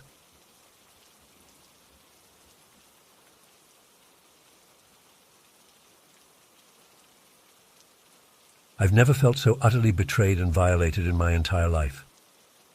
The past few months have been a whirlwind of emotions, culminating in a horrifying revelation that has left me questioning everything I thought I knew about my marriage and my very existence. My wife and I have been married for 17 years. She's a psychology professor at the local university, brilliant and driven in her career. But over time, our relationship had grown cold and distant. The passion and intimacy we once shared had faded away, replaced by an emptiness that gnawed at me constantly. I felt lonely and starved for affection, trapped in a loveless marriage but too afraid to leave. In my desperation, I started seeing a sex worker named Gemma. At first it was just about physical release, but over time it became so much more. Gemma was warm, attentive, and seemed to genuinely care about me in a way my wife hadn't in years. We'd spend hours talking, laughing, sharing our hopes and fears. She even started using these little flashcards with loving phrases and compliments, which she'd read to me during our time together. It was silly, but it made me feel truly seen and appreciated.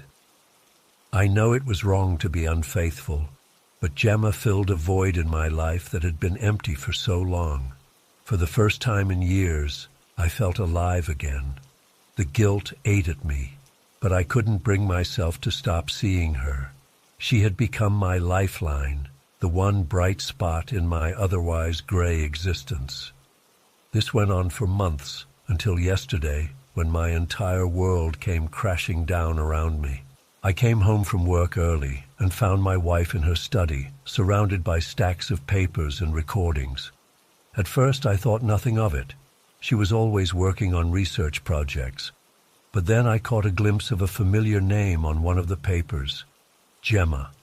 My blood ran cold as I scanned the documents, my mind refusing to accept what I was seeing. Pages and pages of meticulous notes, detailing every interaction I'd had with Gemma, transcripts of our conversations, analyses of my behavioral patterns and emotional responses.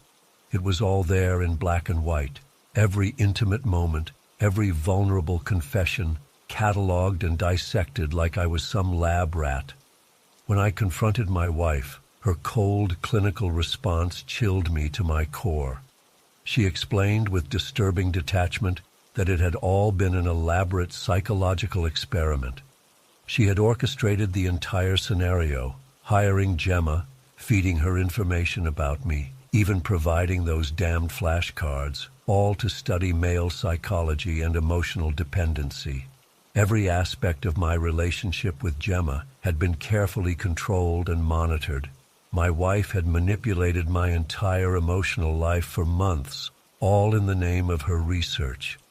She spoke about it so casually, like it was the most natural thing in the world to systematically deconstruct your husband's psyche. I felt sick to my stomach as the full weight of the betrayal hit me. Not only had my wife been cold and distant for years, she had actively exploited my loneliness and pain for her own academic pursuits. She had violated my trust in the most profound way possible, reducing our entire marriage to nothing more than fodder for her twisted experiments. The confrontation that followed was brutal. I raged and wept, demanding to know how she could do this to me, to us. But she remained maddeningly calm, speaking in the detached tones of a scientist discussing test results. She seemed utterly disconnected from the emotional devastation she had wrought, more concerned with her data than the shattered remnants of our relationship. I stormed out of the house, my mind reeling. I drove aimlessly for hours, trying to process the enormity of what had happened. Every memory, every moment I'd shared with Gemma was now tainted. The one relationship that had brought me joy and comfort in recent months had been nothing but an illusion, a carefully crafted lie. As night fell, I found myself parked by the river, staring out at the dark water. The weight of humiliation and betrayal pressed down on me, making it hard to breathe. I felt utterly alone, adrift in a world I no longer recognized or understood. How could I ever trust anyone again after this? How could I move forward knowing that the person I'd built my life with was capable of such calculated cruelty? I'm writing this now from a cheap motel room, still unable to face going home. I don't know what I'm going to do next. The foundation of my life has been shattered, leaving me lost and reeling. Part of me wants to confront my wife again, to demand answers and accountability. But another part just wants to run, to get as far away from her in this nightmare as possible. The worst part is the lingering doubt, the nagging voice in the back of my mind, wondering if there was ever any real love between us at all. Was our entire marriage just some extended psychological study? How much of my life has been manipulated without my knowledge? I feel like a fool, like my entire existence has been reduced to nothing more than data points in someone else's research. The depth of violation is almost impossible to comprehend. How do you rebuild your life when the person you trusted most has systematically dismantled your very sense of self? I don't know what the future holds, but I know nothing will ever be the same after this. The scars of this betrayal run deep, and I'm not sure they'll ever fully heal. All I can do now is try to pick up the pieces and somehow find a way forward, even as my past crumbles to dust behind me. If there's any lesson to be learned from this nightmare, it's to never take love and trust for granted. The capacity for human cruelty, even from those closest to us, is truly terrifying. I only hope that by sharing my story, I can help others avoid the pain and devastation I've endured. Trust your instincts, value genuine connections, and never let anyone reduce you to an experiment or a statistic. We are all so much more than that. As I sit here in this dingy room, staring at my reflection in the grimy mirror, I hardly recognize the broken man looking back at me. But I have to believe that somewhere, beneath the pain and betrayal, my true self still exists. I have to find a way to reclaim my dignity and rebuild my life on my own terms. It won't be easy, but it's the only way forward. One day at a time, one small step at a time, I'll find my way back to solid ground. I have to believe that, or else what's left?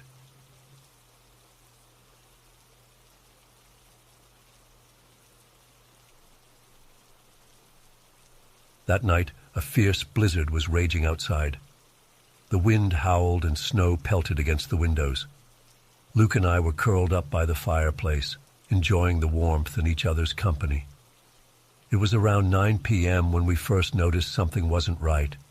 There was a frantic scratching sound coming from the front door.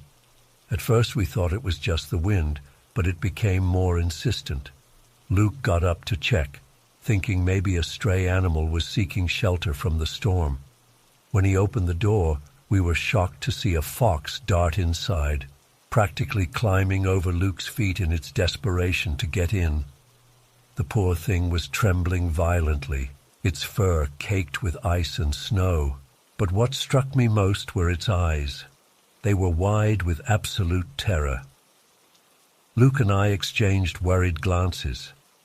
What could have spooked it so badly? We tried to calm the fox, offering it some water and leftover chicken from dinner.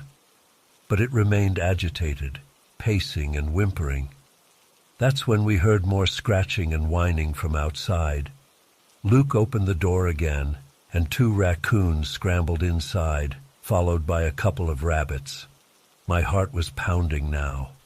This wasn't normal behavior, even in a bad storm. These animals should have been hiding in their dens, not seeking shelter with humans. And they all had that same look of raw fear in their eyes. Over the next hour, more and more animals kept showing up. Squirrels, chipmunks, even a few birds that should have migrated south weeks ago. Our living room was turning into a miniature zoo. The strangest part was how these natural predators and prey huddled together, all equally terrified of whatever was out there. Luke and I were starting to get seriously freaked out. We tried calling animal control, but the storm had knocked out the phone lines. We were completely cut off. Around midnight, we heard a loud thud against the side of the cabin. Luke grabbed a flashlight and we cautiously peeked out the window. What we saw made my blood run cold. A massive black bear was staggering through the snow towards our front porch. But this wasn't a normal bear. Its fur was matted with blood, and it was moving erratically, as if gravely injured. As it got closer, I could see deep gashes across its body, like something had tried to tear it apart. The bear collapsed on our porch with a pitiful groan. Luke, always the brave one, decided to go check on it. I begged him not to, but he insisted we couldn't just let it suffer. He grabbed his hunting rifle just in case and slowly opened the door. As soon as Luke stepped outside, all the animals in our living room went berserk. They started shrieking and howling, trying desperately to hide under furniture or climb the walls. I'd never heard such terrified sounds from animals before. Luke approached the bear cautiously. It was barely breathing, its eyes glazed over with pain. As Luke got closer to examine its wounds, the bear suddenly lifted its head and let out a bone-chilling roar. But it wasn't directed at Luke. It was looking at something behind him, in the woods. I'll never forget the look of sheer horror that came over Luke's face as he turned to see what the bear was looking at. He stumbled backwards, dropping the rifle in the snow. "Get inside," he yelled at me. "Lock the door." I did as he said, my hands shaking so badly I could barely turn the deadbolt. Luke burst in seconds later, slamming the door shut and barricading it with a chair. He was as white as a sheet, gasping for breath. "What is it?" I asked, terrified. "What did you see?" But Luke couldn't speak. He just shook his head, eyes wide with fear. That's when we heard it, a soft, almost childlike voice calling from somewhere in the swirling snow. "Hello? Is anyone there? I'm lost. Can someone help me?" It sounded so innocent, so helpless. But every animal in our cabin went absolutely still, not making a sound. Even the dying bear on our porch had fallen silent. "Don't answer it," Luke whispered hoarsely. "Whatever you do, don't let it know we're here." We huddled together in silence as the voice called out again and again, sounding closer each time. Sometimes it was a child, sometimes an old woman, sometimes even mimicking my own voice or Luke's, but always with that same plaintive request for help. This went on for hours, that thing circling our cabin, calling out in different voices. We could hear heavy footsteps in the snow, branches snapping. Sometimes there would be a long silence, and we'd think maybe it had gone away. But then the voice would start up again, right outside a window or near the chimney. I don't know how long we sat there, frozen in terror. It felt like days. The animals remained unnaturally still and quiet. Even the bear's labored breathing had stopped. I think it died there on our porch sometime during the night. As the first gray light of dawn began to filter through the windows, the voice and footsteps finally faded away. The blizzard died down to gentle snowfall. Slowly, cautiously, the animals in our cabin began to stir. One by one, they made their way to the door. Luke opened it, and they fled back into the woods without a backwards glance. I thought the nightmare was over. But as I turned to Luke, ready to collapse into his arms with relief, I saw him clutch his head and crumple to the floor. I called 911 in a panic. When the ambulance finally got through the snow-covered roads, they told me Luke had suffered a massive stroke. He was alive, but barely. The doctors couldn't explain it. Luke was young and in perfect health. There was no reason for this to happen. That was 5 years ago. Luke survived, but he's never been the same. The stroke left him partially paralyzed and unable to speak clearly. I've been his caretaker ever since, watching the strong, vibrant man I married fade away day by day. The worst part is not knowing what really happened that night. What did Luke see out there in the storm? What was that thing circling our cabin, calling out to us? I've spent countless hours researching, trying to find any similar stories or explanations, but I've come up empty every time. Sometimes, on dark winter nights when the wind is howling, I swear I can still hear that voice calling out, "Hello? Is anyone there? I'm lost." And I wonder if whatever it was is still out there in the woods, waiting. I don't know if I'll ever understand what happened to us, but I do know that something evil came to our little cabin in Vermont that night, something that defies explanation.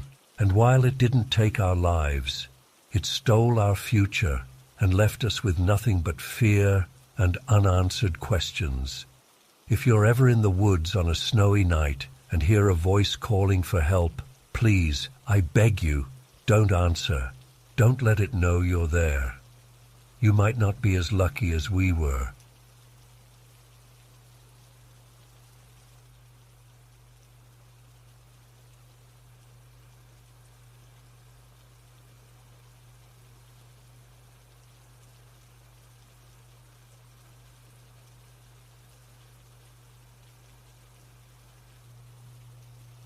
My cousin Cody and I had been planning this trip for weeks. We're both in our early 20s and love the outdoors, so we figured a weekend of camping would be the perfect way to unwind from our stressful jobs. Cody found this secluded spot deep in Yorapahu that looked beautiful in the pictures. Tall pines, a babbling creek nearby, and supposedly great hiking trails. We arrived at the campsite late Friday afternoon. The drive out there was longer than expected. The forest road seemed to go on forever, getting narrower and rougher the deeper we went. By the time we finally found the little clearing for our campsite, the sun was already starting to set behind the trees. We quickly set up our 2 small tents and got a campfire going as darkness fell. Sitting around the crackling flames, roasting hot dogs and sharing a few beers, everything felt perfect. The night air was crisp and clean, filled with the sounds of crickets and an owl hooting in the distance. Cody and I swapped stories and jokes late into the night until we were both yawning and decided to turn in. I nestled into my sleeping bag, feeling content and relaxed. The pleasant buzz from the beer lulled me towards sleep, but just as I was drifting off, a sharp crack jolted me awake. It sounded like a branch snapping underfoot, way too close to my tent. I held my breath and listened intently. For a few seconds, there was only silence. Then I heard it, the unmistakable sound of footsteps crunching through the leaf litter, slowly circling our campsite. My heart started racing. I wanted to call out to Cody, but my voice was frozen in my throat. The footsteps continued their slow, methodical circuit. Occasionally they would pause, as if whatever was out there was stopping to listen or look around. I lay there paralyzed, straining my ears to track the movement. After what felt like an eternity, the footsteps faded away into the forest. I let out a shaky breath, trying to calm myself. It was probably just a deer or something, I told myself. No need to freak out. But I couldn't shake the feeling that those footsteps sounded distinctly human. I must have eventually fallen into an uneasy sleep, because the next thing I knew, birdsong was filtering through my tent as dawn broke. I unzipped the flap and poked my head out, blinking in the pale morning light. Everything looked normal, no signs of disturbance around our campsite.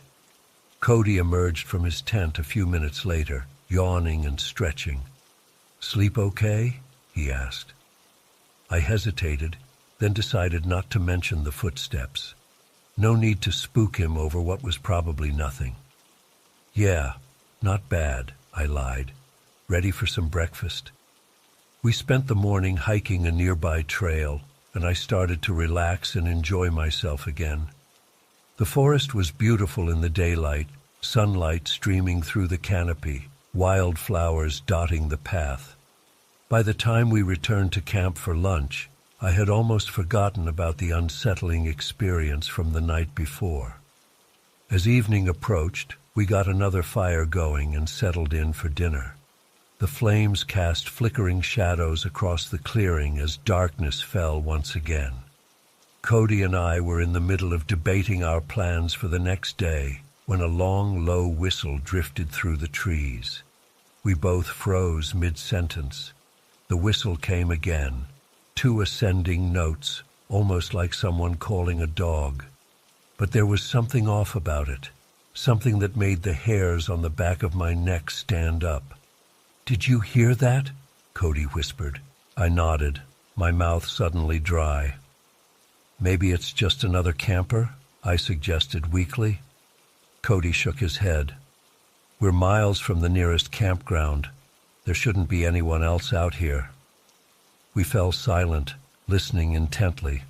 The whistle didn't come again, but now that we were paying attention, other sounds began to filter through the usual nighttime forest noises.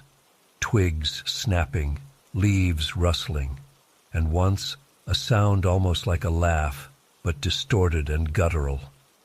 "I don't like this," Cody muttered. "Maybe we should pack up and leave." Part of me wanted to agree, but the rational side of my brain pushed back. "It's pitch black out there," I pointed out. "We'd never find our way back to the car. Let's just keep the fire going and stay alert. We can head out first thing in the morning." Cody reluctantly agreed. We tried to resume our conversation, but neither of us could focus. Every snapping twig made us flinch. I found myself constantly scanning the tree line, searching for any sign of movement in the darkness beyond our firelight. That's when I saw it, a pale oval floating among the trees, about head height. It was only visible for a split second before vanishing. But in that moment, I could have sworn it was a face, staring right at me with dark, sunken eyes. I let out a strangled gasp. Cody whipped around to look where I was pointing, but whatever I'd seen was already gone. "What? What is it?" he demanded. I thought I saw someone watching us," I stammered. "A face just for a second." Cody grabbed the flashlight and shone it into the woods, but the beam revealed nothing but trees and shadows. We were both on edge now, huddled close to the fire and jumping at every sound. Suddenly, something came hurtling out of the darkness and landed with a thud right next to our chairs. Cody yelped and I nearly fell over backwards. Heart pounding, I directed the flashlight beam towards the object. It was a branch, about 2 feet long and as thick as my wrist, deliberately snapped off and thrown into our camp. "Okay, that's it," Cody said, his voice shaking. "We're getting out of here, now." I couldn't argue this time. We hastily doused the fire and grabbed only the essentials, our phones, wallets, and car keys. Everything else could stay behind. Fumbling with our flashlights, we started down the overgrown path that led back to where we'd parked. The forest seemed alive around us as we stumbled through the darkness. Branches clawed at our clothes. Unseen things skittered through the underbrush. And always that feeling of being watched, of something keeping pace with us just out of sight. After what felt like hours but was probably only 30 minutes, we finally reached the car. We practically dove inside, locking the doors and sitting there panting for a moment. As Cody fumbled with the keys, I glanced in the rearview mirror. My blood ran cold. There, illuminated in the red glow of the taillights, was a figure standing in the middle of the road behind us. Tall and gaunt, with limbs that seemed too long. Its face was lost in shadow, but I could feel its gaze boring into me. "Go, go, go!" I shouted. Cody gunned the engine and we peeled out, tires spitting gravel. I twisted around in my seat, heart hammering, but there was nothing visible in the receding taillights. Just empty road swallowed by darkness. We drove in tense silence for a long time, both too keyed up to speak. It wasn't until we hit the main highway that I felt like I could breathe again. We stopped at the first all-night diner we found, downing cup after cup of coffee as our nerves slowly settled. "What the hell was that back there?" Cody finally asked, his voice still unsteady. I shook my head. "I don't know, and I don't want to know. Let's just agree to never go camping again, okay?" Cody nodded emphatically. "Deal." It's been months now, but I still have nightmares about that night, about pale faces watching from the trees and lanky figures chasing us through endless dark woods. I've tried to rationalize it. Maybe some locals were messing with us, or we just let our imaginations run wild. But deep down, I know that doesn't explain everything we experienced. I don't know what was out there in Yorapahu forest, but I do know that I'm never setting foot in those woods again. Some places are better left alone, and some mysteries are better left unsolved.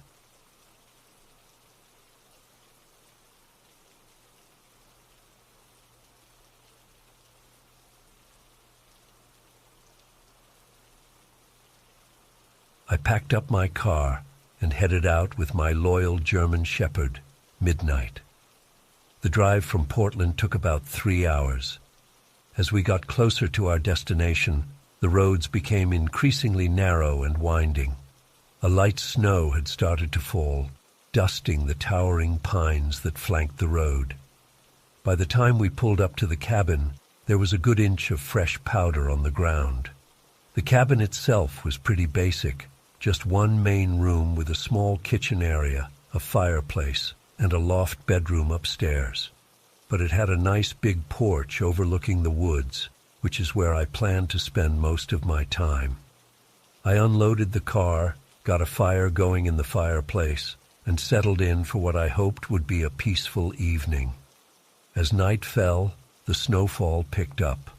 I was sitting on the couch reading when Midnight suddenly perked up his ears and started growling softly. I looked over at him and saw the fur on his back standing straight up. "What is it, boy?" I asked, peering out the window. But I couldn't see anything in the darkness beyond the porch. Midnight wouldn't settle down, though. He kept pacing back and forth between the window and the front door, whining anxiously. I tried to calm him, but he was clearly agitated by something. That's when I noticed how unnaturally quiet it had gotten outside. The wind had died down completely, and there was an eerie stillness in the air. I was starting to feel pretty uneasy myself at this point.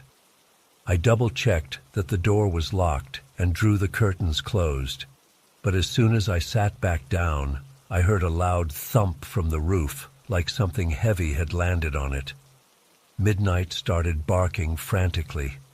My heart was racing as I grabbed a flashlight and cautiously opened the front door. I swept the beam across the porch, illuminating the fresh blanket of snow. And that's when I saw them. A set of huge, inhuman footprints leading right up to the porch steps. They were easily twice the size of my own feet, with long, claw-like toes. I slammed the door shut and locked it, my hands shaking. What the hell could have made prints like that? A bear, maybe? But bears should be hibernating this time of year, and those prints looked nothing like any bear tracks I'd ever seen. For the next hour, I sat tensely on the couch with midnight, straining to hear any sounds from outside. Occasionally there would be creaks and scratches from the roof, like something was moving around up there. Midnight never stopped growling softly the entire time. Around midnight, things quieted down again. I was exhausted but way too on edge to sleep. I decided to try to distract myself by going through some old photos of my dad that I'd brought along. As I flipped through them, I came across one from our last camping trip together. My dad was pointing at something off in the distance, a concerned look on his face. I'd never really paid attention to that photo before, but now something about it sent a chill down my spine. I was jolted out of my thoughts by the sound of heavy footsteps on the porch. Midnight started barking wildly, hackles raised. I grabbed the fireplace poker and stood frozen, staring at the door. The footsteps stopped right in front of it. Then the doorknob slowly started to turn. Thank God I had remembered to lock it. When the door didn't open, whatever was out there began to scratch at it intensely. The sound of claws raking across wood filled the cabin. I backed away, holding the poker out in front of me. "Go away!" I yelled, trying to sound braver than I felt. To my shock, the scratching immediately stopped. For a few seconds there was total silence. Then a deep, guttural growl came from just outside the door. It was unlike anything I'd ever heard before. Not quite animal, but definitely not human either. I don't know how long I stood there, barely breathing, waiting to see what would happen next. Eventually I heard the footsteps moving away from the door and off the porch. I rushed to the window and cautiously peeked out. What I saw next is burned into my memory forever. About 50 feet from the cabin, standing at the edge of the woods, was a tall, impossibly thin figure. It had to be at least 8 feet tall, with long, gangly limbs. Its skin was a sickly pale color that seemed to glow faintly in the moonlight. But the worst part was its face, or rather, its lack of a face.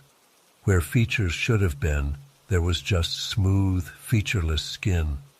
As I stared in horror, it slowly turned its head towards me. Even with no eyes, I could feel it looking right at me. A sense of malevolent intelligence radiated from it. This thing was evil, and it wanted inside the cabin. I stumbled backwards, my legs giving out as I collapsed onto the couch. Midnight huddled against me, whimpering. I sat there for hours, too terrified to move, listening intently for any sounds of the creature returning. Sometime in the early hours of the morning, I must have passed out from sheer exhaustion. When I woke up, weak sunlight was streaming through the windows. For a moment, I wondered if it had all been a nightmare. But then I saw the deep scratches gouged into the front door, and the giant footprints still visible in the snow outside. I packed up my stuff in record time and got the hell out of there. As I was pulling away, I glanced in my rearview mirror. For a split second, I could have sworn I saw a tall, pale figure standing motionless among the trees, watching me leave. I've tried to rationalize what happened that night. Maybe it was just my grief and imagination playing tricks on me. But deep down, I know what I saw was real. Sometimes I still have nightmares about that faceless creature trying to get into the cabin. The weirdest part is what I realized later about that old photo of my dad. I went back and looked at it closely, and in the background, barely visible among the trees, there's a faint outline of something tall and thin. It sends chills down my spine to think that my dad might have encountered that same entity years ago. I don't know what that thing was or why it was so intent on getting to me, but I'm grateful that I listened to that little voice inside, my dad's voice, telling me not to open that door no matter what. I think it may have saved my life that night. I'll never go back to those woods again, and I can't shake the feeling that somewhere out there, that creature is still waiting.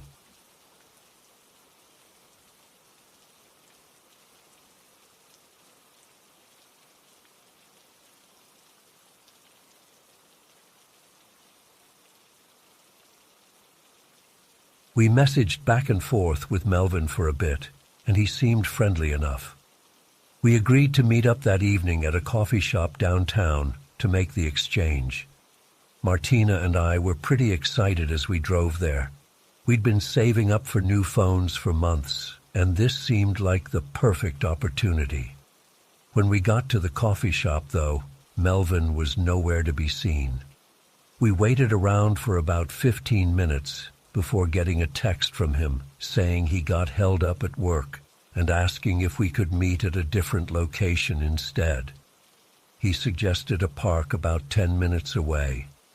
I'll admit, alarm bells started going off in my head at that point. Meeting a stranger from the internet at night in a park didn't exactly seem safe, but Martina was eager to get the phone and convinced me it would probably be fine. "There'll be other people around," she said, "and we'll stay in well-lit areas." So against my better judgment, we drove over to the park. But when we got there, the parking lot was completely empty and most of the lights were out. It was pitch black, except for a few dim lamps along the walking path. My stomach dropped. This did not feel right at all. I turned to Martina and said we should just leave, but before we could, my phone lit up with an incoming call from Melvin. I hesitated, then answered and put it on speaker. "Hey, we're here at the park, but it seems pretty deserted," I said, trying to keep my voice steady. "Maybe we should reschedule for another time?" There was a long pause. Then Melvin's voice came through, low and gravelly. "No, I'm already on my way. Just wait there and I'll be there in 5 minutes." Something about his tone sent chills down my spine. I quickly said we had to go and hung up, my hands shaking. "Let's get out of here now," I said to Martina. She nodded, looking scared. We peeled out of the parking lot and I breathed a sigh of relief as we got back on the main road. But our relief was short-lived. Within minutes, Melvin started blowing up both our phones with calls and angry texts demanding to know where we went. "What do we do?" Martina asked, her voice trembling. "Just ignore him," I said. "We'll block his number when we get home." We drove in tense silence for a while, both of us jumping every time our phones buzzed. After about 20 minutes with no new messages, we started to relax a bit. "Want to grab some food?" Martina asked. "I'm starving after all that stress." I agreed, and we pulled into a 24-hour diner just off the highway. The familiar fluorescent lighting and smell of coffee was comforting after our unsettling experience at the park. We slid into a booth and ordered some food, trying to laugh off our earlier paranoia. But as we were waiting for our meals, I noticed a man sitting alone at the counter, hunched over his phone. Something about him seemed vaguely familiar. I was straining to get a better look at him when he suddenly spoke to the waitress. My blood ran cold. It was the same gravelly voice I'd heard on the phone earlier. Melvin was here in the diner. I grabbed Martina's arm. "We need to leave. Now," I whispered urgently. She looked confused but must have seen the fear in my eyes because she nodded and started gathering her things. We tried to casually make our way to the exit, my heart pounding. But just as we reached the door, I heard Melvin's voice call out behind us, "Hey, where do you think you're going?" We bolted out the door and ran to my car. I fumbled with the keys, my hands shaking so badly I could barely get them in the ignition. "Hurry!" Martina cried as we saw Melvin emerge from the diner. I finally got the car started and peeled out of the parking lot, tires squealing. In the rearview mirror, I saw Melvin run to a dark SUV parked nearby. "Oh God, he's following us," Martina said, craning her neck to look behind us. I pushed the gas pedal to the floor, weaving through traffic. But no matter how fast I went, the headlights of Melvin's SUV stayed right on our tail. My mind was racing, trying to figure out what to do. Should we go to the police station? Try to lose him on back roads? Suddenly, there was a loud bang, and the car lurched violently to one side. "What was that?" Martina screamed. "I think we blew a tire," I said, struggling to keep control of the car. I managed to pull over onto the shoulder, my hands shaking on the wheel. In the rearview mirror, I saw Melvin's SUV slow down and pull up behind us. "Lock the doors," I said to Martina, my voice barely above a whisper. We sat there frozen as Melvin got out of his car and slowly approached ours, something glinting in his hand. Just as he reached my door, there was a flash of red and blue lights. A police cruiser had pulled up behind Melvin's SUV. Melvin hesitated for a moment, then turned and sprinted back to his car. He peeled away, tires squealing. The police officer came up to check on us. As I rolled down the window, weak with relief, he shone his flashlight on our flat tire. "Looks like your tire's been slashed," he said. "Good thing I came along when I did. You girls okay?" We nodded, still too shaken to speak. As the officer helped us change the tire, the full reality of what had just happened started to sink in. If that cop hadn't shown up when he did, I didn't even want to think about what might have happened. It turns out Melvin was a known scammer in the area who used online marketplace listings to lure victims to isolated locations. The cops had been trying to catch him for months. Martina and I were lucky to get away relatively unscathed, but I still have nightmares about that gravelly voice and those headlights in my rearview mirror. I don't think I'll ever feel completely safe buying anything online again. So let this be a warning. If a deal seems too good to be true, it probably is. And always, always trust your instincts. That uneasy feeling in your gut might just save your life someday.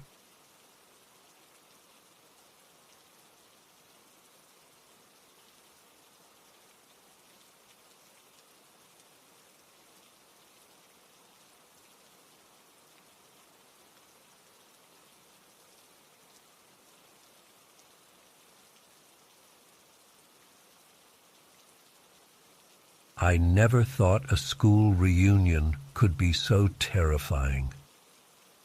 It all started when I got a Facebook message from Phoebe, an old classmate I barely remembered from high school. She said there was going to be a 10-year reunion for our class and asked if I wanted to come. I was a bit surprised since I hadn't heard anything about it, but I figured why not? It might be fun to catch up with some old friends. The night of the reunion, I drove to the address Phoebe had given me.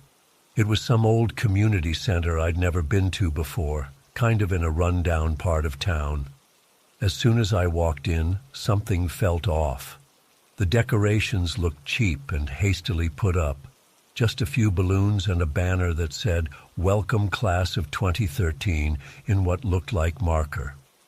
I scanned the room, looking for familiar faces, but I didn't recognize anyone at first. Then I spotted Phoebe across the room and went over to say hi. As I got closer, I realized she looked different, older than I expected, with deep lines around her eyes and gray streaks in her hair. I mean, we were only 28, but she looked like she could be in her 40s. "Hey, Phoebe, thanks for inviting me," I said, trying to keep things friendly despite my growing unease. She turned and gave me a strange, almost vacant smile. "Of course, we're so glad you could make it. Everyone's been waiting for you." Something about the way she said it sent a chill down my spine. I glanced around the room again, And now that I was looking more closely, I realized all the classmates looked way older than they should. Some of them even looked elderly. Before I could process what was happening, people started coming up to me, asking really personal questions. "How's your mother doing? Is she still sick?" one woman asked, even though I'd never mentioned anything about my mom's health to anyone from high school. Another guy wanted to know about my job, reciting details about my company that I'd never shared publicly. I tried to laugh it off, make some excuse about needing to use the restroom, but every time I tried to move away, someone else would step in front of me. Their eyes never left my face, staring intently like they were trying to memorize every feature. The room started to feel smaller, closing in around me. Just when I thought I couldn't take it anymore, a hand grabbed my arm. I turned to see an older man, probably in his 60s, looking at me with clear panic in his eyes. "You need to leave," he whispered urgently. "Now, while you still can." I didn't need to be told twice. I bolted for the door, ignoring the calls of "wait" and "don't go yet" behind me. As I burst out into the cool night air, I heard footsteps following me. I sprinted to my car, fumbling with my keys as I tried to unlock it. Just as I got the door open, I felt a hand on my shoulder. I spun around, ready to fight if I had to, but it was the same older man who'd warned me inside. "Listen to me," he said, his voice low and urgent. "That wasn't a real reunion. None of those people went to your school. They're something else. I don't know what exactly, but they're dangerous. They've been planning this for months, waiting for you." "What? Why me?" I asked, my mind reeling. "I don't know," he replied, "but you need to go home, pack a bag, and get out of town. Don't tell anyone where you're going, and whatever you do, don't trust anyone named Phoebe." With that cryptic warning, he disappeared into the shadows. I got in my car and peeled out of the parking lot, my heart racing. As I drove home, I tried to make sense of what had just happened. Who were those people? What did they want with me? When I got home, I immediately started researching. I looked up our actual class reunion. It wasn't for another 6 months. Then I searched for Phoebe on social media, but I couldn't find any trace of her. It was like she'd never existed. On a hunch, I searched for Claire Foster, a name I'd overheard someone call Phoebe at the fake reunion. What I found made my blood run cold. There was an old news article about a Claire Foster who'd gone missing 20 years ago, last seen at her high school reunion. The photo showed a woman who looked eerily similar to the Phoebe I'd met that night. I don't know what's going on, but I'm terrified. I've packed a bag, and I'm leaving town tonight.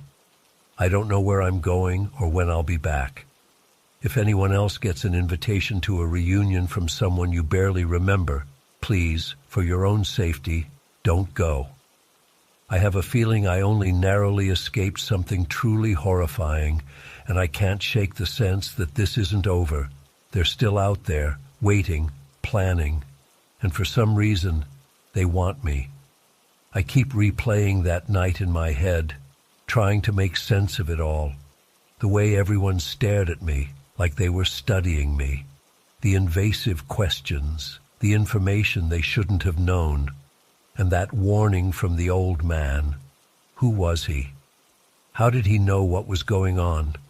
The more I think about it, the more unsettling details I remember, like how the room felt slightly too warm, almost stuffy, even though it was a cool night outside, or the faint, sweet smell that seemed to permeate the air, something floral, but with an underlying chemical tang that made me feel slightly dizzy. And the silence. Despite all the people in the room, there was no background chatter, no music playing. Just an eerie quiet broken only when someone spoke directly to me. I can't stop thinking about their eyes, too. They all had this intense, almost hungry look, like they were trying to devour me with their gaze. And when I think back, I realize their pupils were slightly too large, even in the bright fluorescent lighting of the community center. What haunts me most, though, is the moment right before I left. As I was running for the door, I glanced back and saw Phoebe, or Claire, or whoever she really was, standing perfectly still in the center of the room. Everyone else had turned to watch me go, but she remained facing away. And just as I pushed through the door, she started to turn her head. Slowly, impossibly slowly, like a mechanical doll. I didn't stay to see her face, but the unnatural movement of it has been featuring in my nightmares ever since. I've been driving for hours now, putting as much distance between myself and that town as I can, but I can't shake the feeling that I'm being followed. Every time I check my rearview mirror, I expect to see a car full of those strange two old classmates right behind me. I don't know what they wanted from me, or why they went to such elaborate lengths to set up this fake reunion.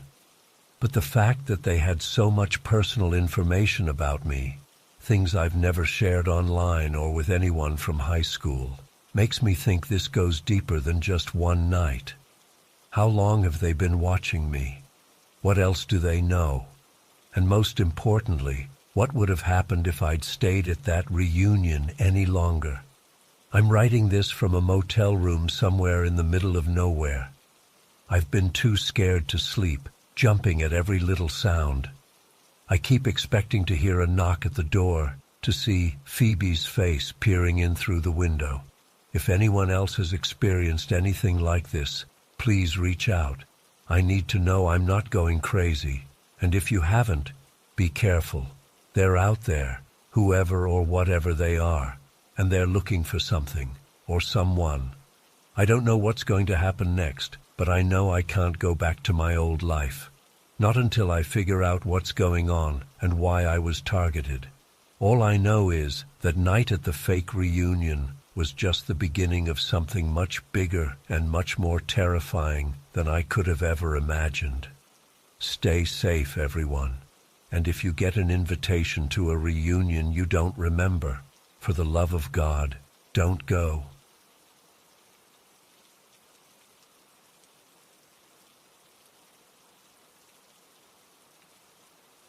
I remember waking up to the sound of my parents' voices in the hallway.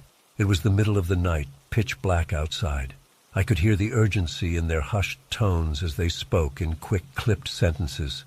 "We have to go now. Chris needs us." I know. Let me just grab my keys." "Should we wake him up?" "No, let him sleep. We'll be back before morning." I heard the jingle of keys, footsteps hurrying down the stairs, and then the front door closing. The house fell silent. I lay there in the darkness, my heart racing. Chris was my older brother. He'd moved out a few months ago to start college. What could have happened that my parents had to rush out in the middle of the night?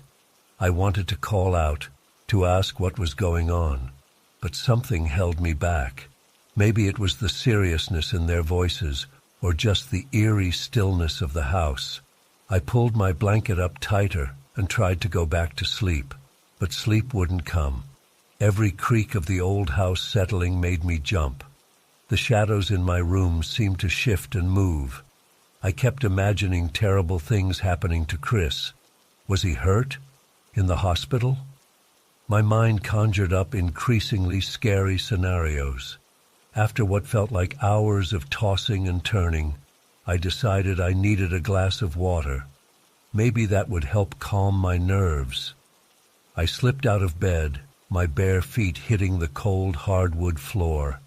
I tiptoed down the hallway, not wanting to make any noise in the empty house. As I passed my parents' room, I noticed their door was slightly ajar. That was odd. They always closed it at night. A floorboard creaked under my foot, and I froze, holding my breath. In the silence that followed, I heard something that made my blood run cold. A soft shuffling sound, coming from inside my parents' room. My heart began to pound. That couldn't be my parents. I'd heard them leave. Chris was away at college. We didn't have any pets. So what was making that noise? I stood there paralyzed, straining my ears. The shuffling stopped, then started again. It sounded like footsteps, muffled on the carpet. Every instinct screamed at me to run back to my room, to hide under the covers. But I was rooted to the spot, unable to move. Suddenly, a shadow passed in front of the crack in the doorway. Just for an instant, but unmistakable. Someone, or something, was in there. Terror gripped me. I wanted to scream, but no sound came out. I stumbled backwards, bumping into the wall. The thud seemed deafening in the quiet house. The shuffling inside the room stopped abruptly. I heard a sharp intake of breath that wasn't my own. That broke the spell. I turned and ran, sprinting back to my room as fast as my legs could carry me. I dove under the covers, shaking uncontrollably. I lay there for what felt like hours, ears straining for any sound. Eventually, exhaustion took over, and I fell into a fitful sleep. The next thing I knew, sunlight was streaming through my window. For a blissful moment, I thought it had all been a bad dream. Then the memories came rushing back, and my stomach clenched with fear. I crept out of my room, peering nervously down the hallway. Everything looked normal in the cheerful morning light. My parents' door was closed now. I made my way downstairs on shaky legs. To my immense relief, I found my mom in the kitchen making breakfast. "Good morning, sweetie," she said with a tired smile. "Sorry we had to run out last night. Your brother had a bit of an accident, but he's okay now." I nodded mutely, not trusting myself to speak. Should I tell her what happened? Would she even believe me? As I sat down at the table, I noticed something odd. There was a dirty footprint on the kitchen floor, much larger than my own foot. It looked like it had been made by a wet, muddy shoe. My mom followed my gaze, her brow furrowed. "That's strange," she muttered. "I just mopped yesterday." A chill ran down my spine. I knew then that it hadn't been a dream. Someone had been in our house last night while I was alone. I opened my mouth, ready to spill everything. But at that moment, my dad walked in looking exhausted. "Morning, champ," he said, ruffling my hair as he passed. "Chris says hi. He's feeling much better now." The conversation turned to my brother and his late-night misadventure. The moment to share my terrifying experience had passed. Part of me was relieved.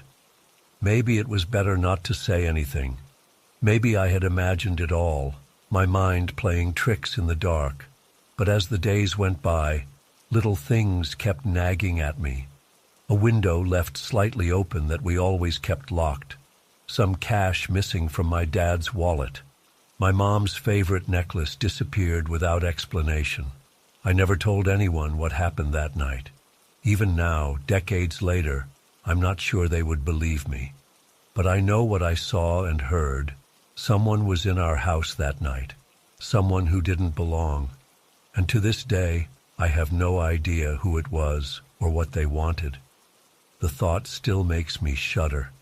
Because whoever it was, they were just feet away from my bedroom as I lay there, young and vulnerable. What might have happened if I hadn't run when I did? It's a question that haunts me to this day. And it's why, even as an adult, I always triple-check the locks before going to bed. Because you never know what might be lurking in the shadows when you're alone in the dark.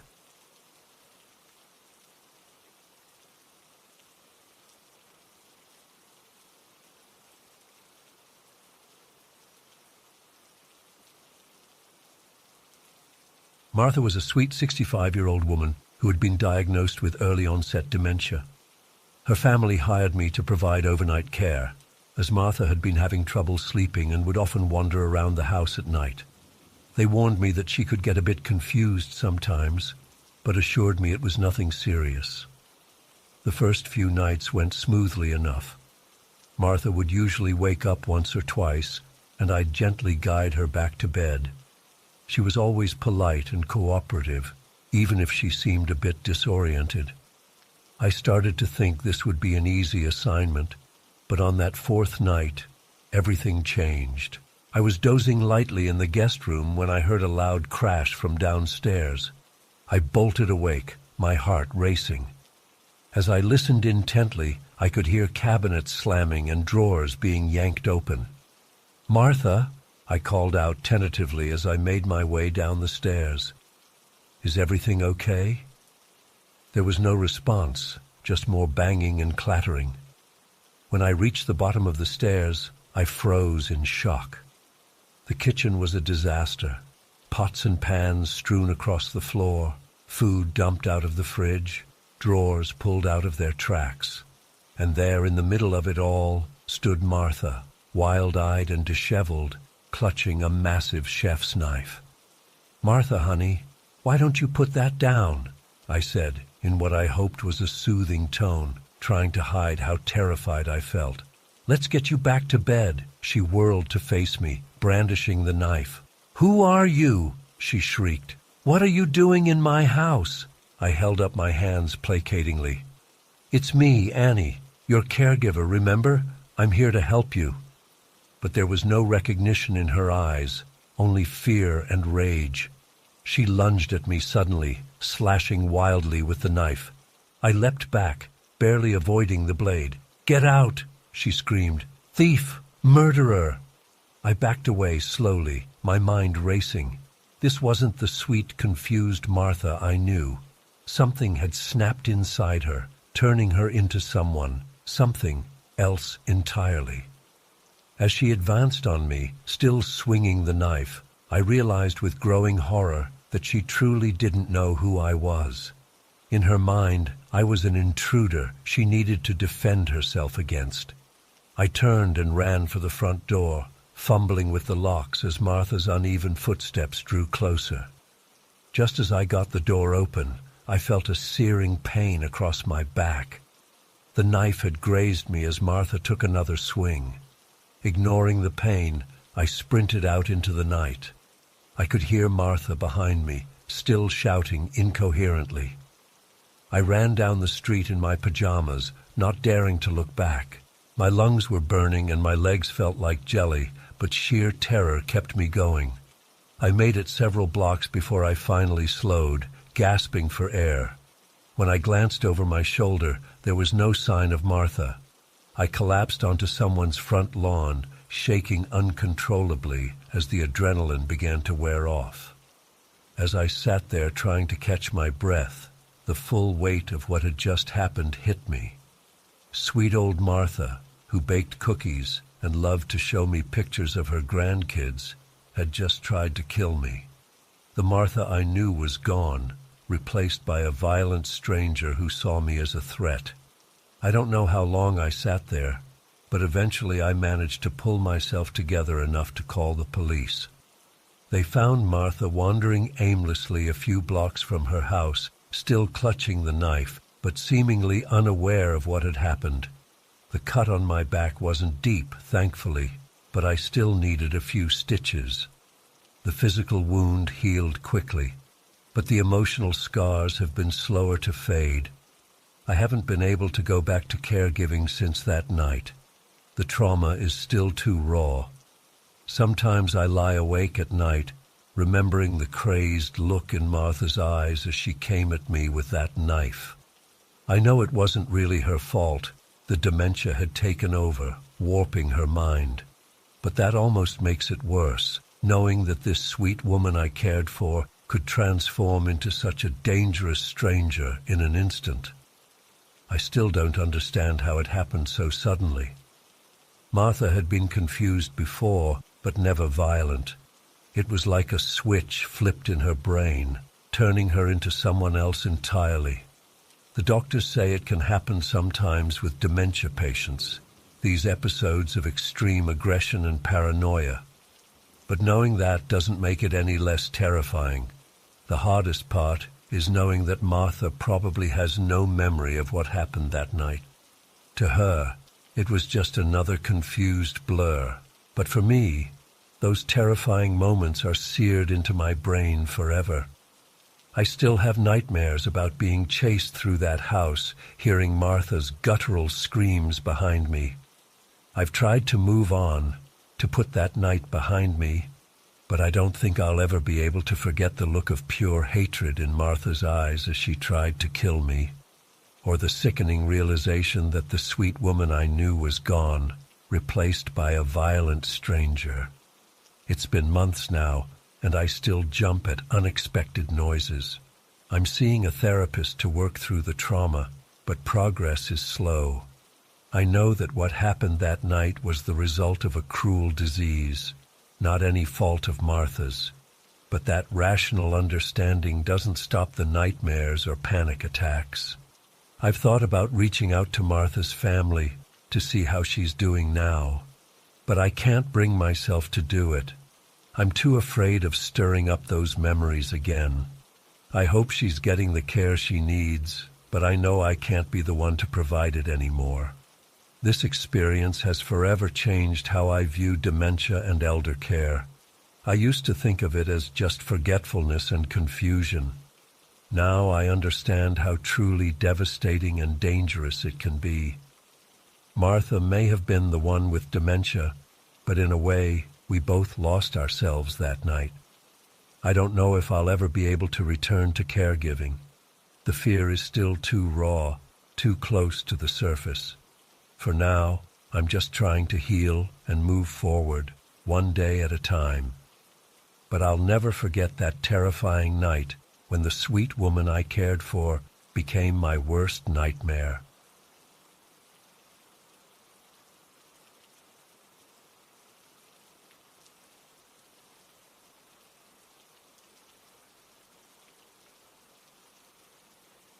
To Rob. When I first met him, he seemed nice enough, a bit quiet and awkward but polite. He helped me move my boxes in and even offered to show me around the neighborhood. I remember thinking how lucky I was to have found such a considerate roommate, but things started getting weird pretty quickly. I'd catch Rob staring at me when he thought I wasn't looking. He'd ask really personal questions about my dating life and work schedule. At first, I brushed it off as social awkwardness, but deep down, something felt off. About a week after I moved in, I woke up in the middle of the night to use the bathroom. As I opened my bedroom door, I saw a shadow dart away down the hall. My heart started racing. Was that Rob? Had he been standing outside my door? I tried to convince myself I was just being paranoid, but I couldn't shake the uneasy feeling. The next morning, I casually mentioned to Rob that I thought I heard something in the night. He got really defensive, insisting he'd been asleep the whole time. His reaction only made me more suspicious. I started noticing other strange things. Some of my clothes seemed slightly out of place, like someone had been going through my closet.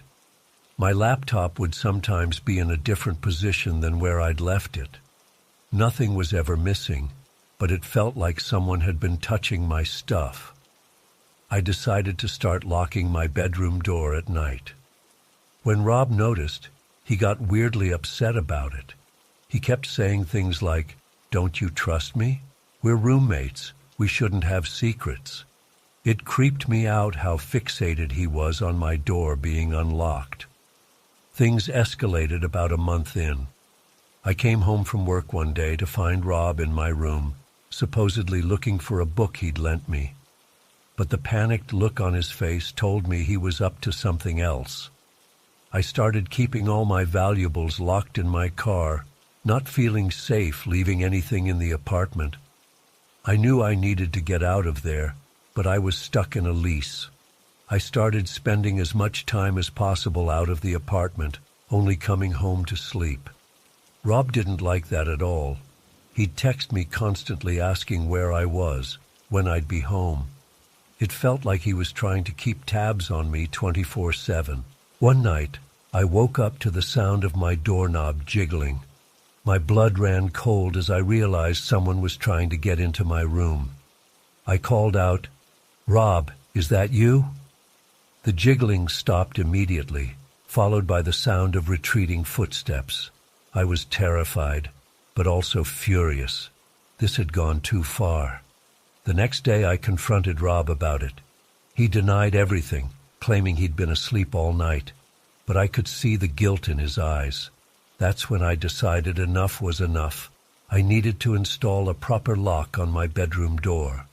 When I told Rob my plans, he completely flipped out.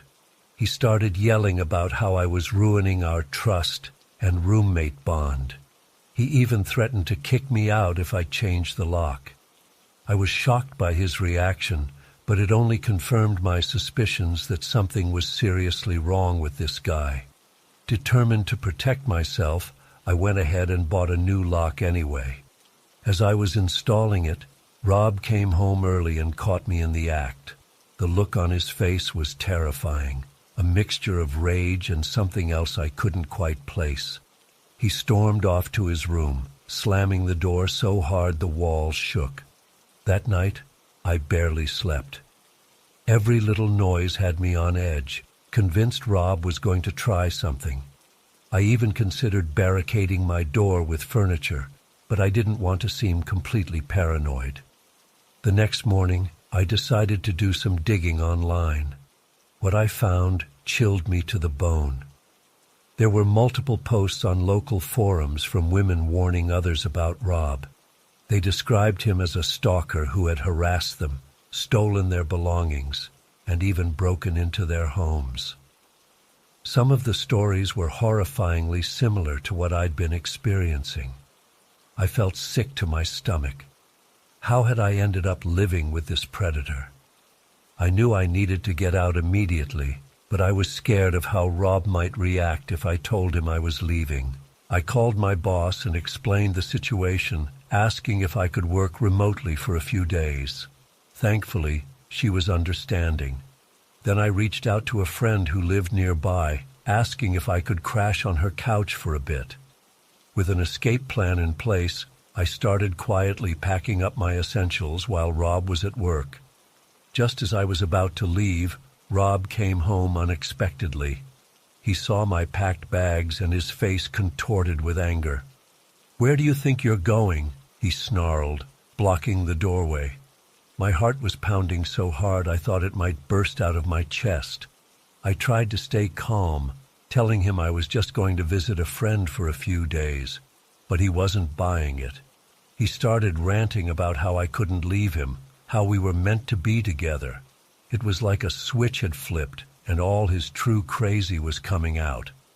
When he grabbed my arm to stop me from leaving, I knew I had to act fast.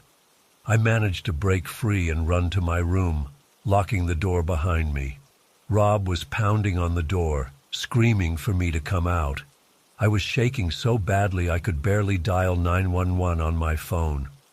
Those minutes waiting for the police to arrive were the longest of my life. I could hear Rob destroying things in the living room, all while yelling threats and professing his twisted version of love for me. I was huddled in the corner of my room, praying he wouldn't break down the door. Finally, I heard sirens approaching. The relief I felt when the police knocked on the apartment door was indescribable. They quickly assessed the situation and arrested Rob, who was still in a rage. As they led him away, he kept looking back at me with this chilling smile, like he knew something I didn't. It made my skin crawl. I gave my statement to the police, showing them the online posts I'd found about Rob's past behavior. They told me I'd done the right thing by calling them. I spent that night at my friend's place, still shaken by everything that had happened. The next day, I went back to the apartment with a police escort to get the rest of my things. The place was a mess from Rob's rampage, but I was just grateful to be getting out of there alive. It's been a few months since then, and I'm still processing everything. I have a new apartment now, with much better security and no roommates. But I still have trouble sleeping some nights. worried I'll wake up to find Rob standing over my bed. I later found out that Rob had been charged with multiple counts of stalking and breaking and entering. Apparently, I wasn't his first victim, but I'm hoping I'll be his last.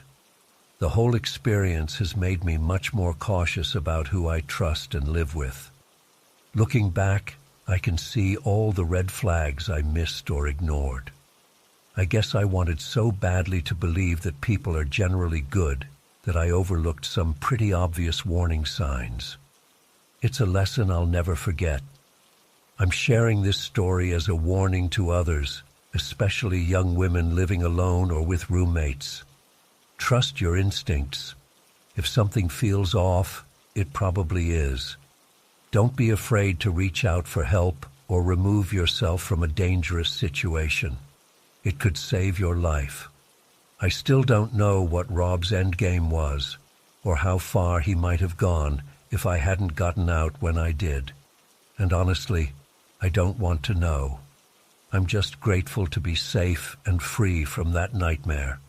But I'll always wonder, how many other Robs are out there, hiding in plain sight, waiting for their next victim?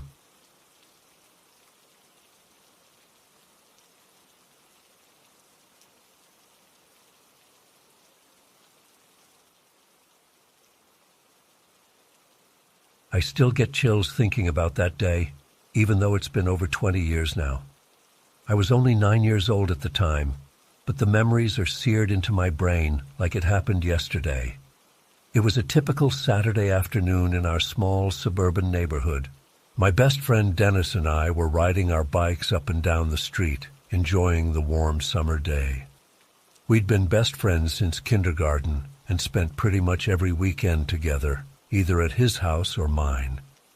As we were pedaling along, a beat-up old station wagon pulled up alongside us. The driver rolled down his window and called out to us, "Hey there, boys. Dennis, your Uncle John sent me to pick you up. He's over at your house and wants you to come home." I glanced at Dennis, confused. I'd never heard him mention an Uncle John before. Dennis looked equally puzzled, but then shrugged. "Oh, okay. I guess I better go then." The man smiled, but something about it made my skin crawl. "Why don't you both hop in and I'll give you a ride? It's awful hot out here." Every instinct in my body was screaming that something wasn't right. That's okay, mister. I think I'll just ride my bike home," I said nervously. "Nonsense," the man insisted. "There's plenty of room. Come on. I don't want to keep your uncle waiting, Dennis." Before I could protest further, Dennis was already walking his bike towards the car. I reluctantly followed, not wanting to leave my friend. The man got out and helped us put our bikes in the back of the station wagon. As I climbed into the back seat, my heart was pounding. "So where exactly are we going?" I asked, trying to keep the fear out of my voice. "Oh, just a quick stop at my place first to grab something for Dennis's uncle," the man replied casually. "It's not far." We drove for about 10 minutes, heading away from our neighborhood into an area I didn't recognize. The houses got smaller and more run-down looking. Finally, we pulled up in front of a dilapidated old house with peeling paint and overgrown weeds in the yard. "All right, boys, let's head inside. I just need to grab something real quick," the man said as he got out of the car. Dennis and I exchanged worried glances. This definitely didn't seem right. But before we could say anything, the man had opened the back door and was ushering us out of the car. As we walked up to the front door, I noticed all the windows were covered with heavy curtains or boards. The hairs on the back of my neck stood up. Everything about this felt wrong. The man unlocked the front door and motioned for us to go inside. I hesitated, but Dennis went in first, so I nervously followed. The interior was dark and musty smelling. Old newspapers and empty beer cans littered the floor. I think I better get home," I said, my voice shaking. My mom will be wondering where I am." The man's friendly demeanor suddenly changed. His face hardened, and he grabbed my arm roughly. "You're not going anywhere, kid. Now both of you get down to the basement." Pure terror coursed through me. This was really happening. We were being kidnapped. Dennis started crying, and I felt like I might throw up. The man shoved us towards a door that I assumed led to the basement. My mind was racing, desperately trying to think of a way out of this nightmare. As he opened the basement door, I caught a glimpse of Dennis's terrified face, and something inside me snapped. With a surge of adrenaline, I wrenched my arm free and shoved the man as hard as I could. He stumbled backwards, caught off guard. "Run, Dennis!" I screamed. We bolted for the front door, but it was locked. The man was already coming after us. In a panic, I ran into the kitchen and spotted a phone on the wall. With shaking hands, I grabbed it and quickly dialed 911 as Dennis cowered behind me. "911, what's your emergency?" A calm voice answered. "Please help us," I cried. "A man kidnapped me and my friend. We're at his house and he's trying to take us to the basement." Just then, the man burst into the kitchen. His eyes were wild with rage as he lunged for the phone. I ducked out of the way, still clutching the receiver. "What's your location?" the 911 operator asked urgently. "I don't know the address," I sobbed. "It's an old white house with—" The man ripped the phone from my hands and slammed it down. He grabbed me by the shirt, and I thought for sure he was going to kill me. But just then, we heard the distant wail of police sirens. The man's face went pale. He shoved me away and ran out the back door. Dennis and I huddled together, shaking uncontrollably as we waited for the police to arrive. It felt like an eternity, but was probably only a few minutes before we heard pounding on the front door. "Police! Open up!" I've never been so relieved to see anyone in my life as I was to see those officers. They quickly got us out of the house and called our parents. The next few hours were a blur of police interviews and tearful reunions with our families. It turns out the man was an associate of Dennis's father, who was involved in some shady business dealings. He had planned to use us as leverage to extort money. Thankfully, he was caught a few days later trying to flee the state. To this day, I'm haunted by how differently things could have turned out.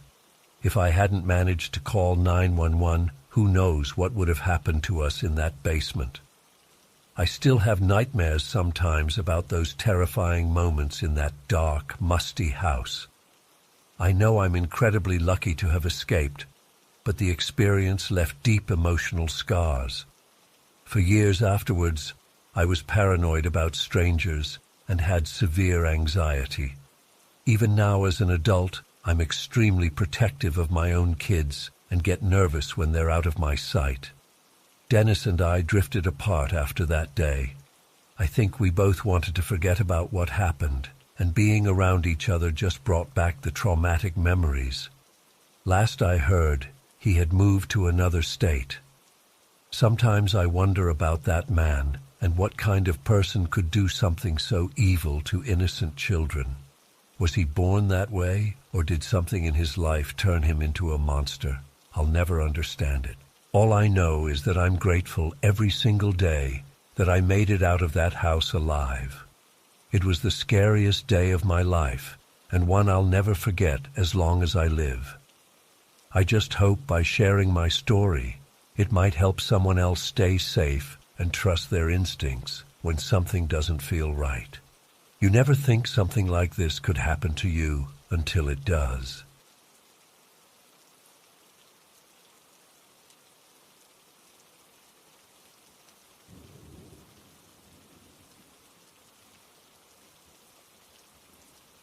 I still can't shake the events of last New Year's Eve. It's been months, but every time I close my eyes, I see that rocking chair moving on its own. I've tried to rationalize it, to convince myself there must be some logical explanation, but deep down, I know what I saw was real. It all started when my friend Logan invited a group of us over to his place for a New Year's party. Logan had recently inherited his grandmother's old Victorian house after she passed away, and he was excited to show it off. The house was beautiful, but a bit creepy, all creaky floorboards and faded wallpaper. Still, we were in high spirits as we rang in the new year with drinks and laughter. Around 1 a.m., most of the guests had left, and it was just me, Logan, and our friends Jess and Mike. We were sitting in the living room, pleasantly buzzed, when we heard a strange noise coming from the basement. It sounded like a rhythmic creaking, almost like footsteps. "What was that?" Jess asked, her eyes wide. Logan shrugged it off. "Probably just the old pipes settling. This house makes all kinds of weird noises." But the creaking continued, growing louder and more insistent. It definitely didn't sound like pipes to me. An uneasy feeling settled in the pit of my stomach. "Maybe we should check it out," I suggested reluctantly. Part of me didn't want to know, but curiosity was getting the better of me. Logan hesitated, then nodded. "Yeah, okay. It's probably nothing, but we might as well take a look." The four of us made our way down the narrow basement stairs, the old wood groaning beneath our feet. The creaking sound was clearer now, a steady back-and-forth rhythm. As we reached the bottom of the stairs, Logan fumbled for the light switch. The single bare bulb flickered to life, casting long shadows across the cluttered basement. And there, in the far corner, we saw it, an old wooden rocking chair, moving steadily back and forth on its own. My blood ran cold. I blinked hard, sure I must be seeing things. But when I opened my eyes again, the chair was still rocking. "What the hell?" Mike whispered, his face pale. Logan had gone completely still beside me. That's my grandma's old rocking chair," he said, his voice shaking. "I forgot it was even down here." We all stood frozen, watching in horror as the chair continued its eerie motion. There was no breeze, no possible explanation for why it would be moving on its own. Jess let out a strangled sob and backed away, nearly tripping on the stairs. "We need to get out of here, now." But I couldn't tear my eyes away from the chair. As I stared, I could have sworn I saw the faintest shimmer of something in the seat, like heat rising off pavement on a hot day. The air felt thick and heavy, charged with an energy I couldn't explain. Suddenly, the rocking stopped. The abrupt silence was almost as unnerving as the movement had been. Then, slowly, the chair began to turn towards us. That was enough to snap us all out of our paralysis. We scrambled up the stairs in a panic, tripping over each other in our haste to get away. Logan slammed the basement door behind us, leaning against it and breathing hard. "What the fuck was that?" Mike demanded, his voice cracking. "Tell me there's some kind of explanation for what we just saw." Logan shook his head, looking shell-shocked. I can't explain it. That chair belonged to my grandma. She used to sit in it every day, rocking and knitting, but she's been gone for months now." A chill ran down my spine. "Do you think, could it have been her ghost?" As soon as the words left my mouth, I felt ridiculous. Ghosts weren't real. There had to be a logical explanation. And yet, I couldn't shake the feeling that we had just witnessed something beyond our understanding. We spent the next hour huddled in the living room, jumping at every creak and groan of the old house. None of us wanted to leave. Safety in numbers, I guess. But we were all too freaked out to sleep. As the sky began to lighten outside, we finally worked up the courage to check the basement again. Logan insisted on going alone, but we refused to let him. Heart pounding, I followed him down the stairs. The chair was exactly where it had been before, completely motionless. Logan approached it cautiously, running his hand over the worn wood. "It's ice cold," he said, his voice barely above a whisper. We searched the entire basement, looking for any possible explanation, strings, hidden mechanisms, anything that could have caused the chair to move. But we found nothing. As the sun rose on the new year, we were left with more questions than answers.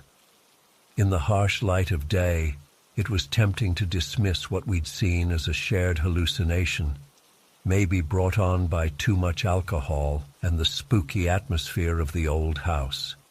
But deep down, I know what I saw. That chair moved on its own, guided by some force I can't explain. In the months since, I've done research on paranormal activity and spoken to others who've had similar experiences.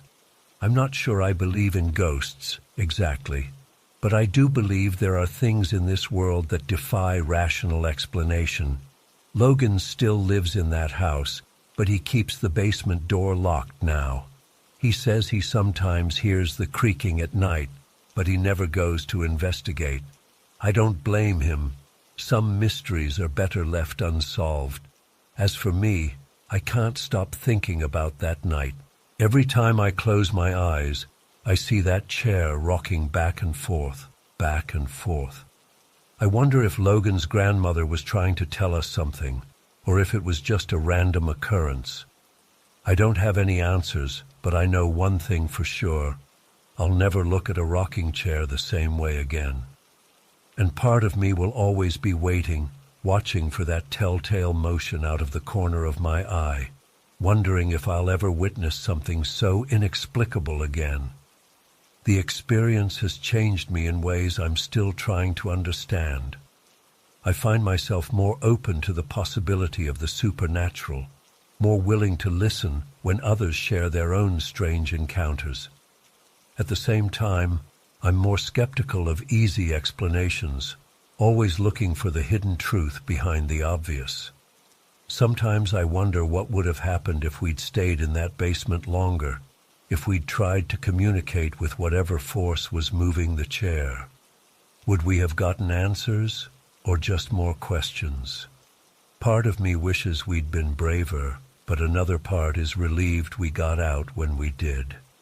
I've tried to talk to others about what happened, but most people just laugh it off or try to come up with rational explanations. And maybe they're right. Maybe there is some logical reason for what we saw.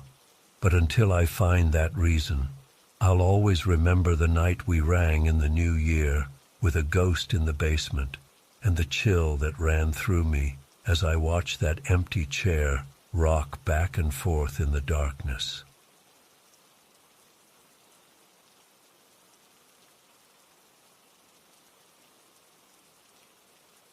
I arrived at the bar around 9 p.m.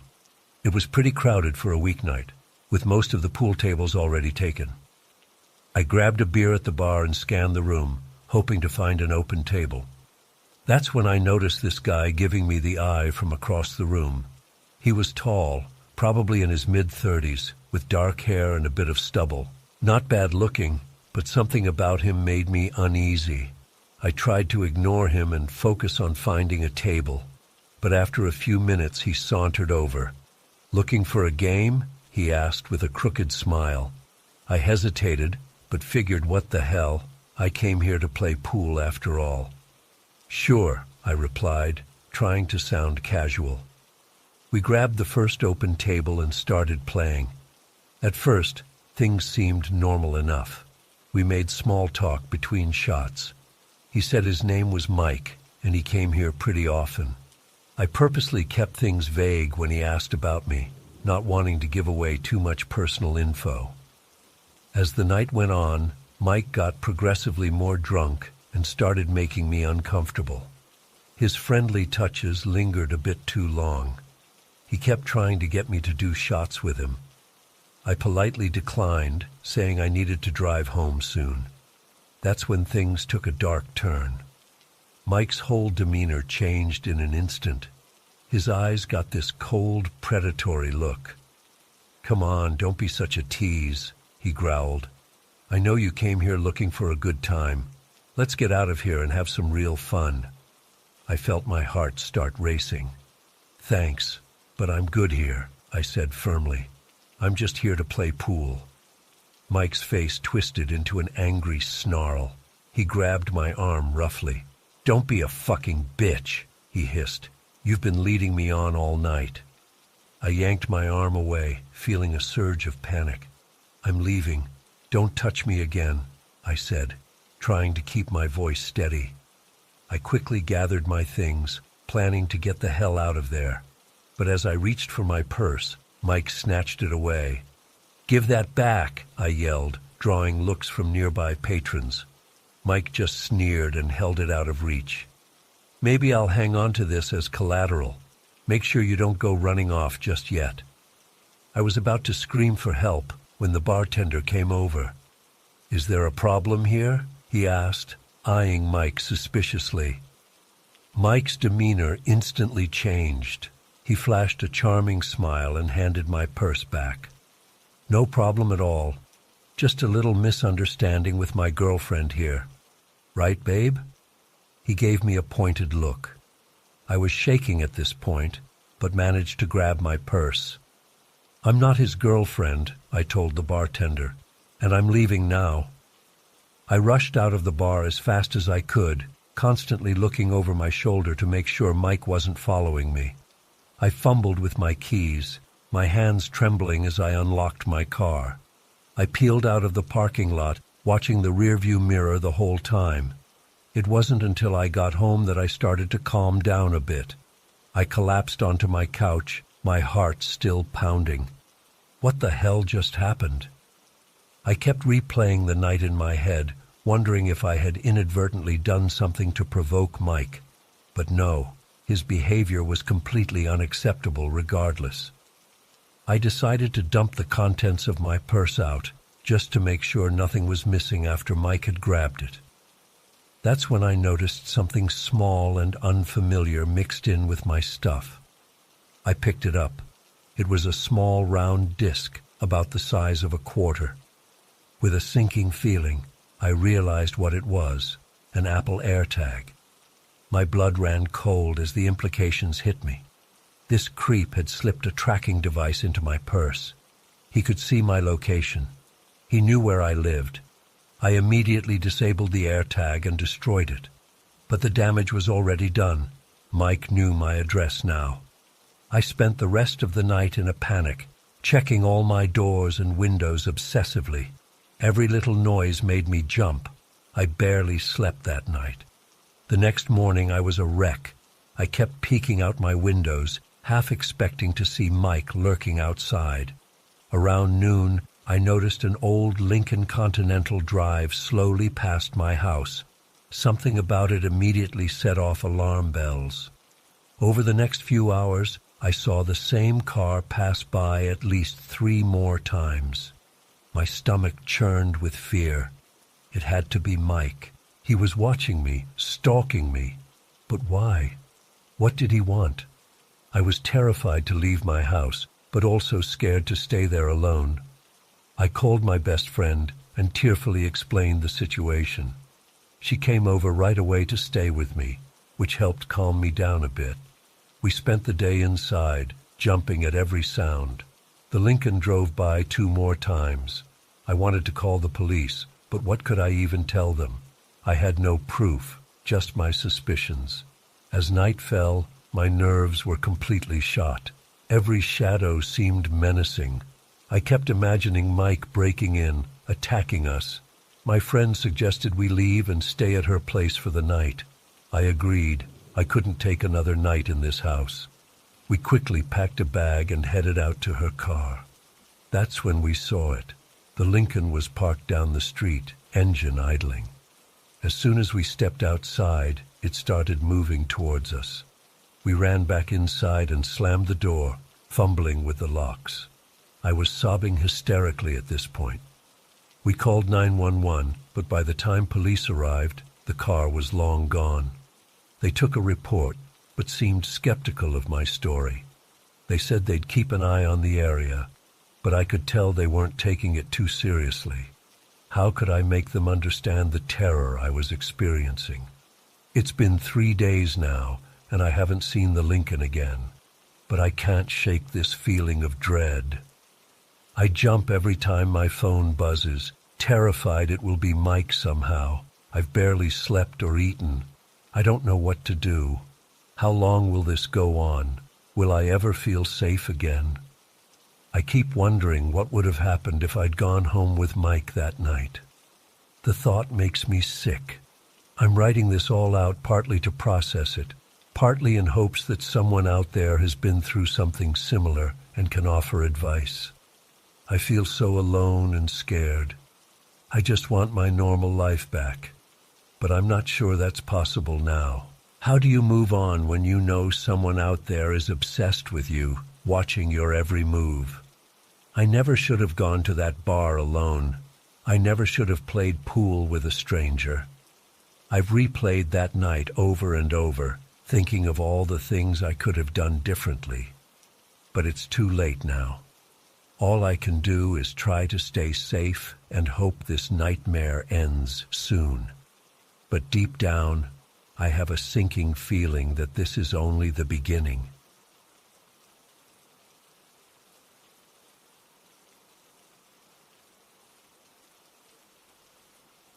It was just another Friday night at the upscale bar where I've been working as a bartender for the past 15 years. The place was packed as usual, with Baltimore's elite sipping on overpriced cocktails and pretending to be more important than they really are. I was in my element, mixing drinks and making small talk with the regulars. At 40 years old, I've seen it all in this job, or so I thought. Around 11 p.m., I noticed a man I'd never seen before sitting alone at the far end of the bar. There was something off about him. He wasn't dressed like our usual clientele, and he had this intense, almost manic energy about him. But hey, as long as he could pay for his drinks, I didn't care. I made my way over to take his order, putting on my best professional smile. "What can I get for you tonight, sir?" He looked up at me, and I swear my blood ran cold. His eyes were filled with such raw hatred and anger, all of it directed straight at me. For a moment, I was frozen in place, unable to look away from that burning glare. Then he spoke, his voice low and menacing. "I know what you did." My mind started racing, trying to figure out what the hell he was talking about. Had I cut him off at some point? Overcharged him? I couldn't place his face at all. Before I could stammer out a response, he barked, "Jägermeister, now." I nodded and quickly poured him a shot, my hands shaking slightly. As I set it down in front of him, he grabbed my wrist. His grip was like iron. "You can't hide from it forever," he growled. "Your time is coming." He let go and downed the shot in one gulp. I backed away, feeling sick to my stomach. What the fuck was going on? The man stood up abruptly and walked out without another word, leaving cash on the bar. I watched him go, my heart pounding. Part of me wanted to follow him, to demand answers, but a bigger part was relieved to see him leave. I tried to shake it off and focus on work, but I couldn't get those eyes out of my head. The raw hatred I saw there, it wasn't the look of someone who'd been mildly inconvenienced. This guy wanted me to suffer. By the time my shift ended at 3 a.m., I'd mostly convinced myself I was overreacting. The guy was probably just some drunk weirdo looking to start trouble. Still, I couldn't quite shake the unease as I drove home. I live alone in a small house about 20 minutes from the bar.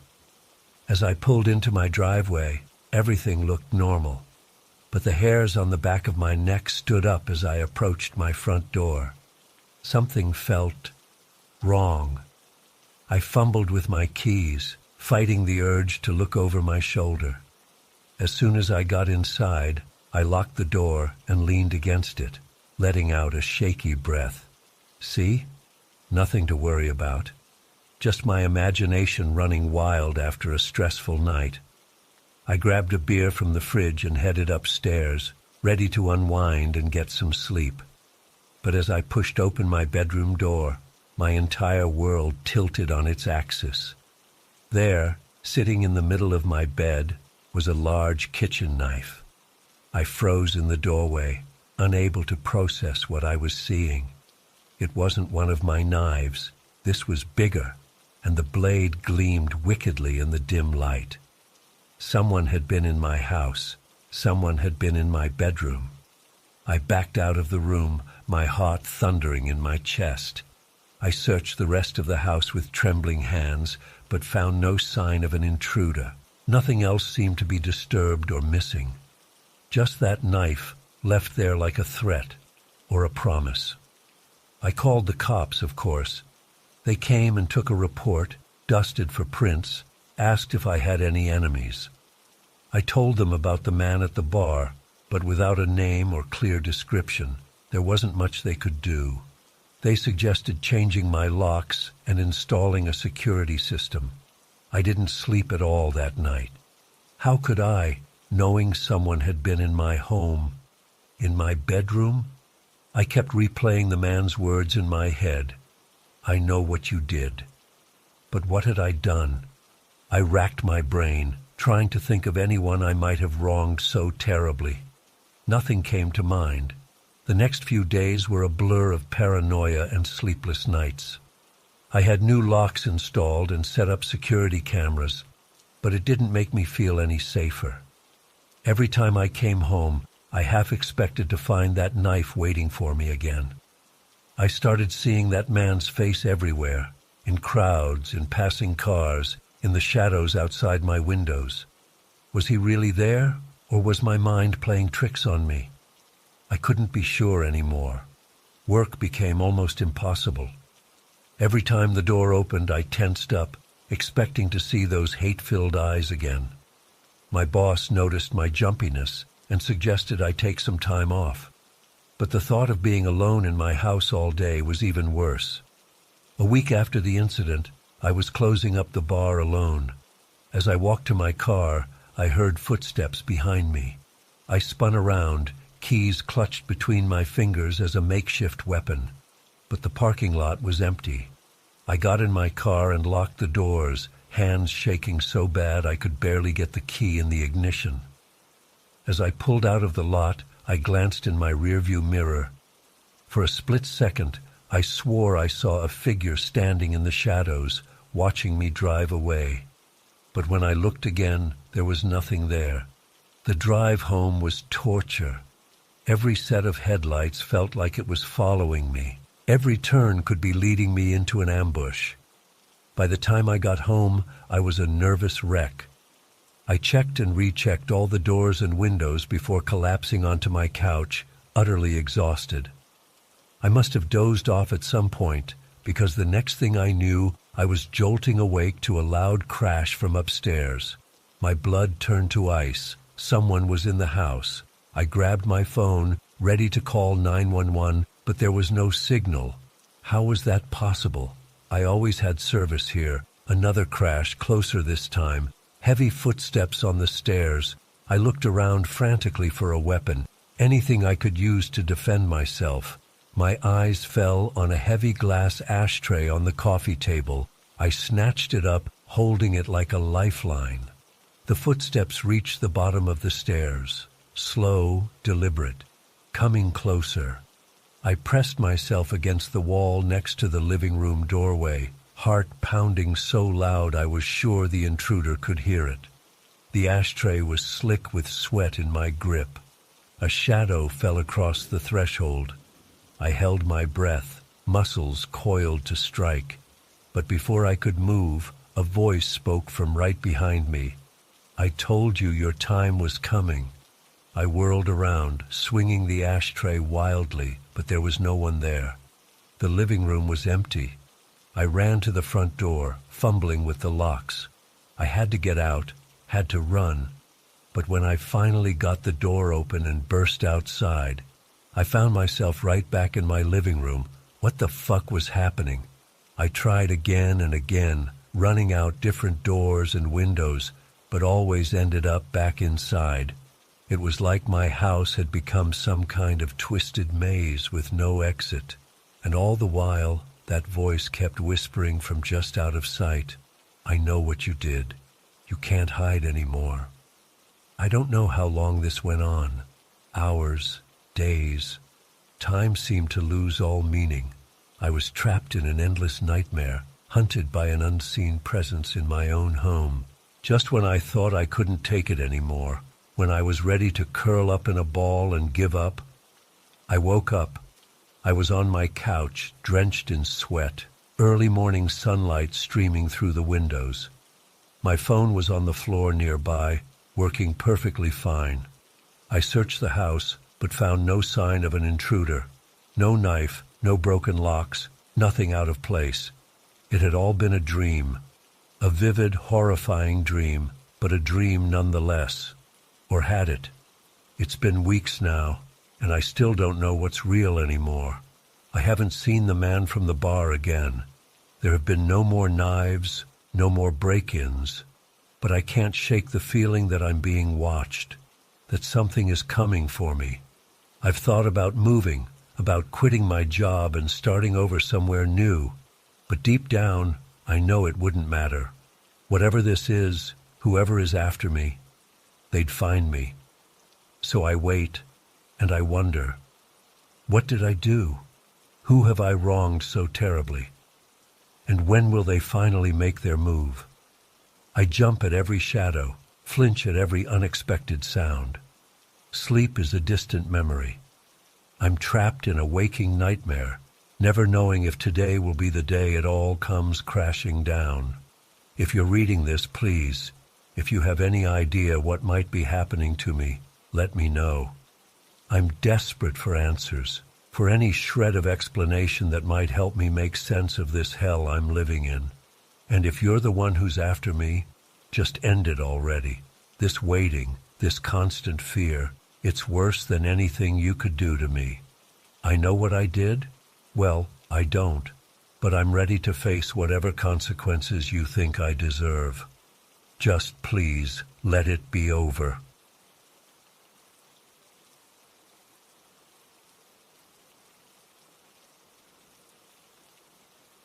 It was a typical Tuesday evening, slow and quiet.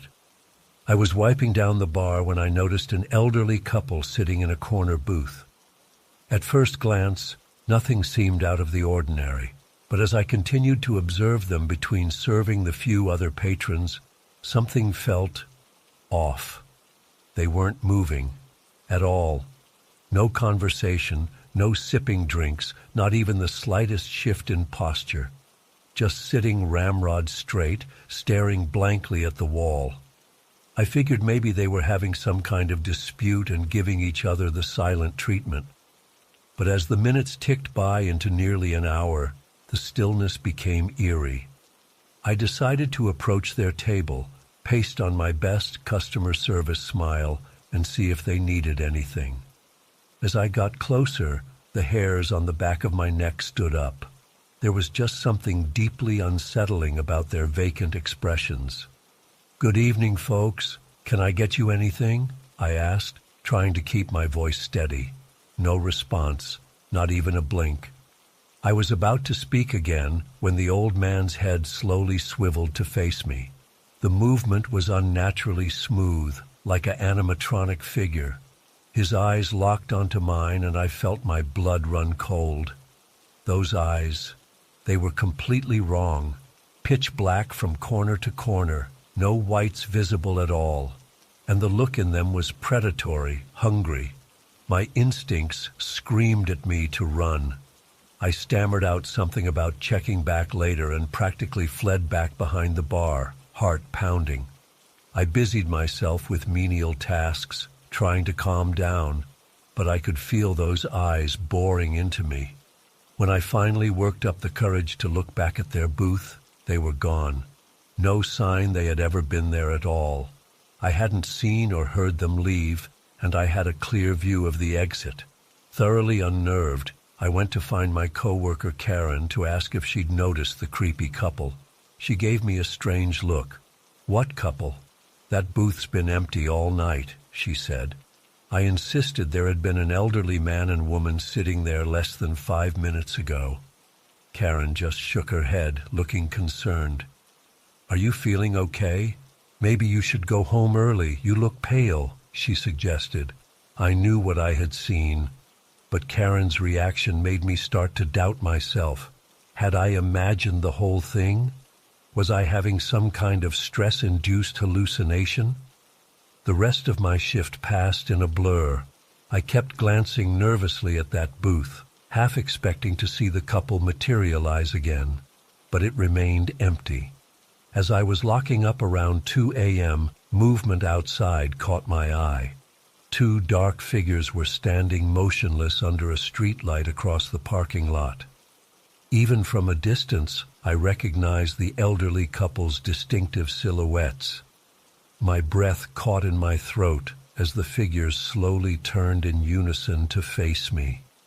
Those black, soulless eyes seemed to glow in the lamplight. A bone-deep chill washed over me. I fumbled with my keys, hands shaking so badly I could barely get the door open. I dove into my car and peeled out of the lot, not daring to look back. For days afterward, I was jumpy and on edge. I kept seeing glimpses of those figures out of the corner of my eye, in store windows, across the street, in my own backyard. But when I'd look directly, there would be nothing there. I haven't been back to work since that night. I can't bring myself to set foot in that place again. Karen's been calling, asking where I've been, but I don't know how to explain. I still don't understand what I experienced.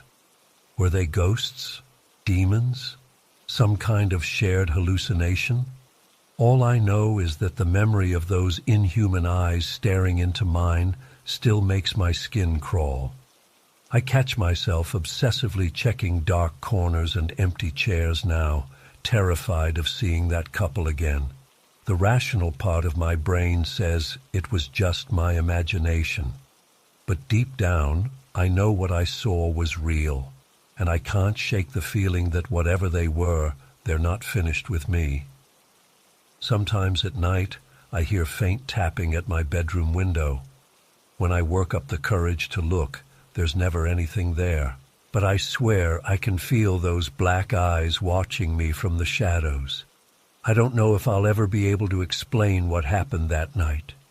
Part of me doesn't want to know the truth. I just hope that by sharing my story, maybe someone out there has experienced something similar and can help me make sense of it all. For now, I'm left questioning my own sanity and jumping at every shadow. I don't know if I'll ever feel truly safe again. Those eyes haunt my dreams, and I can't shake the feeling that one day I'll turn around and see that couple standing behind me, waiting. I keep telling myself it's over, that whatever bizarre event I witnessed that night was a one-time thing.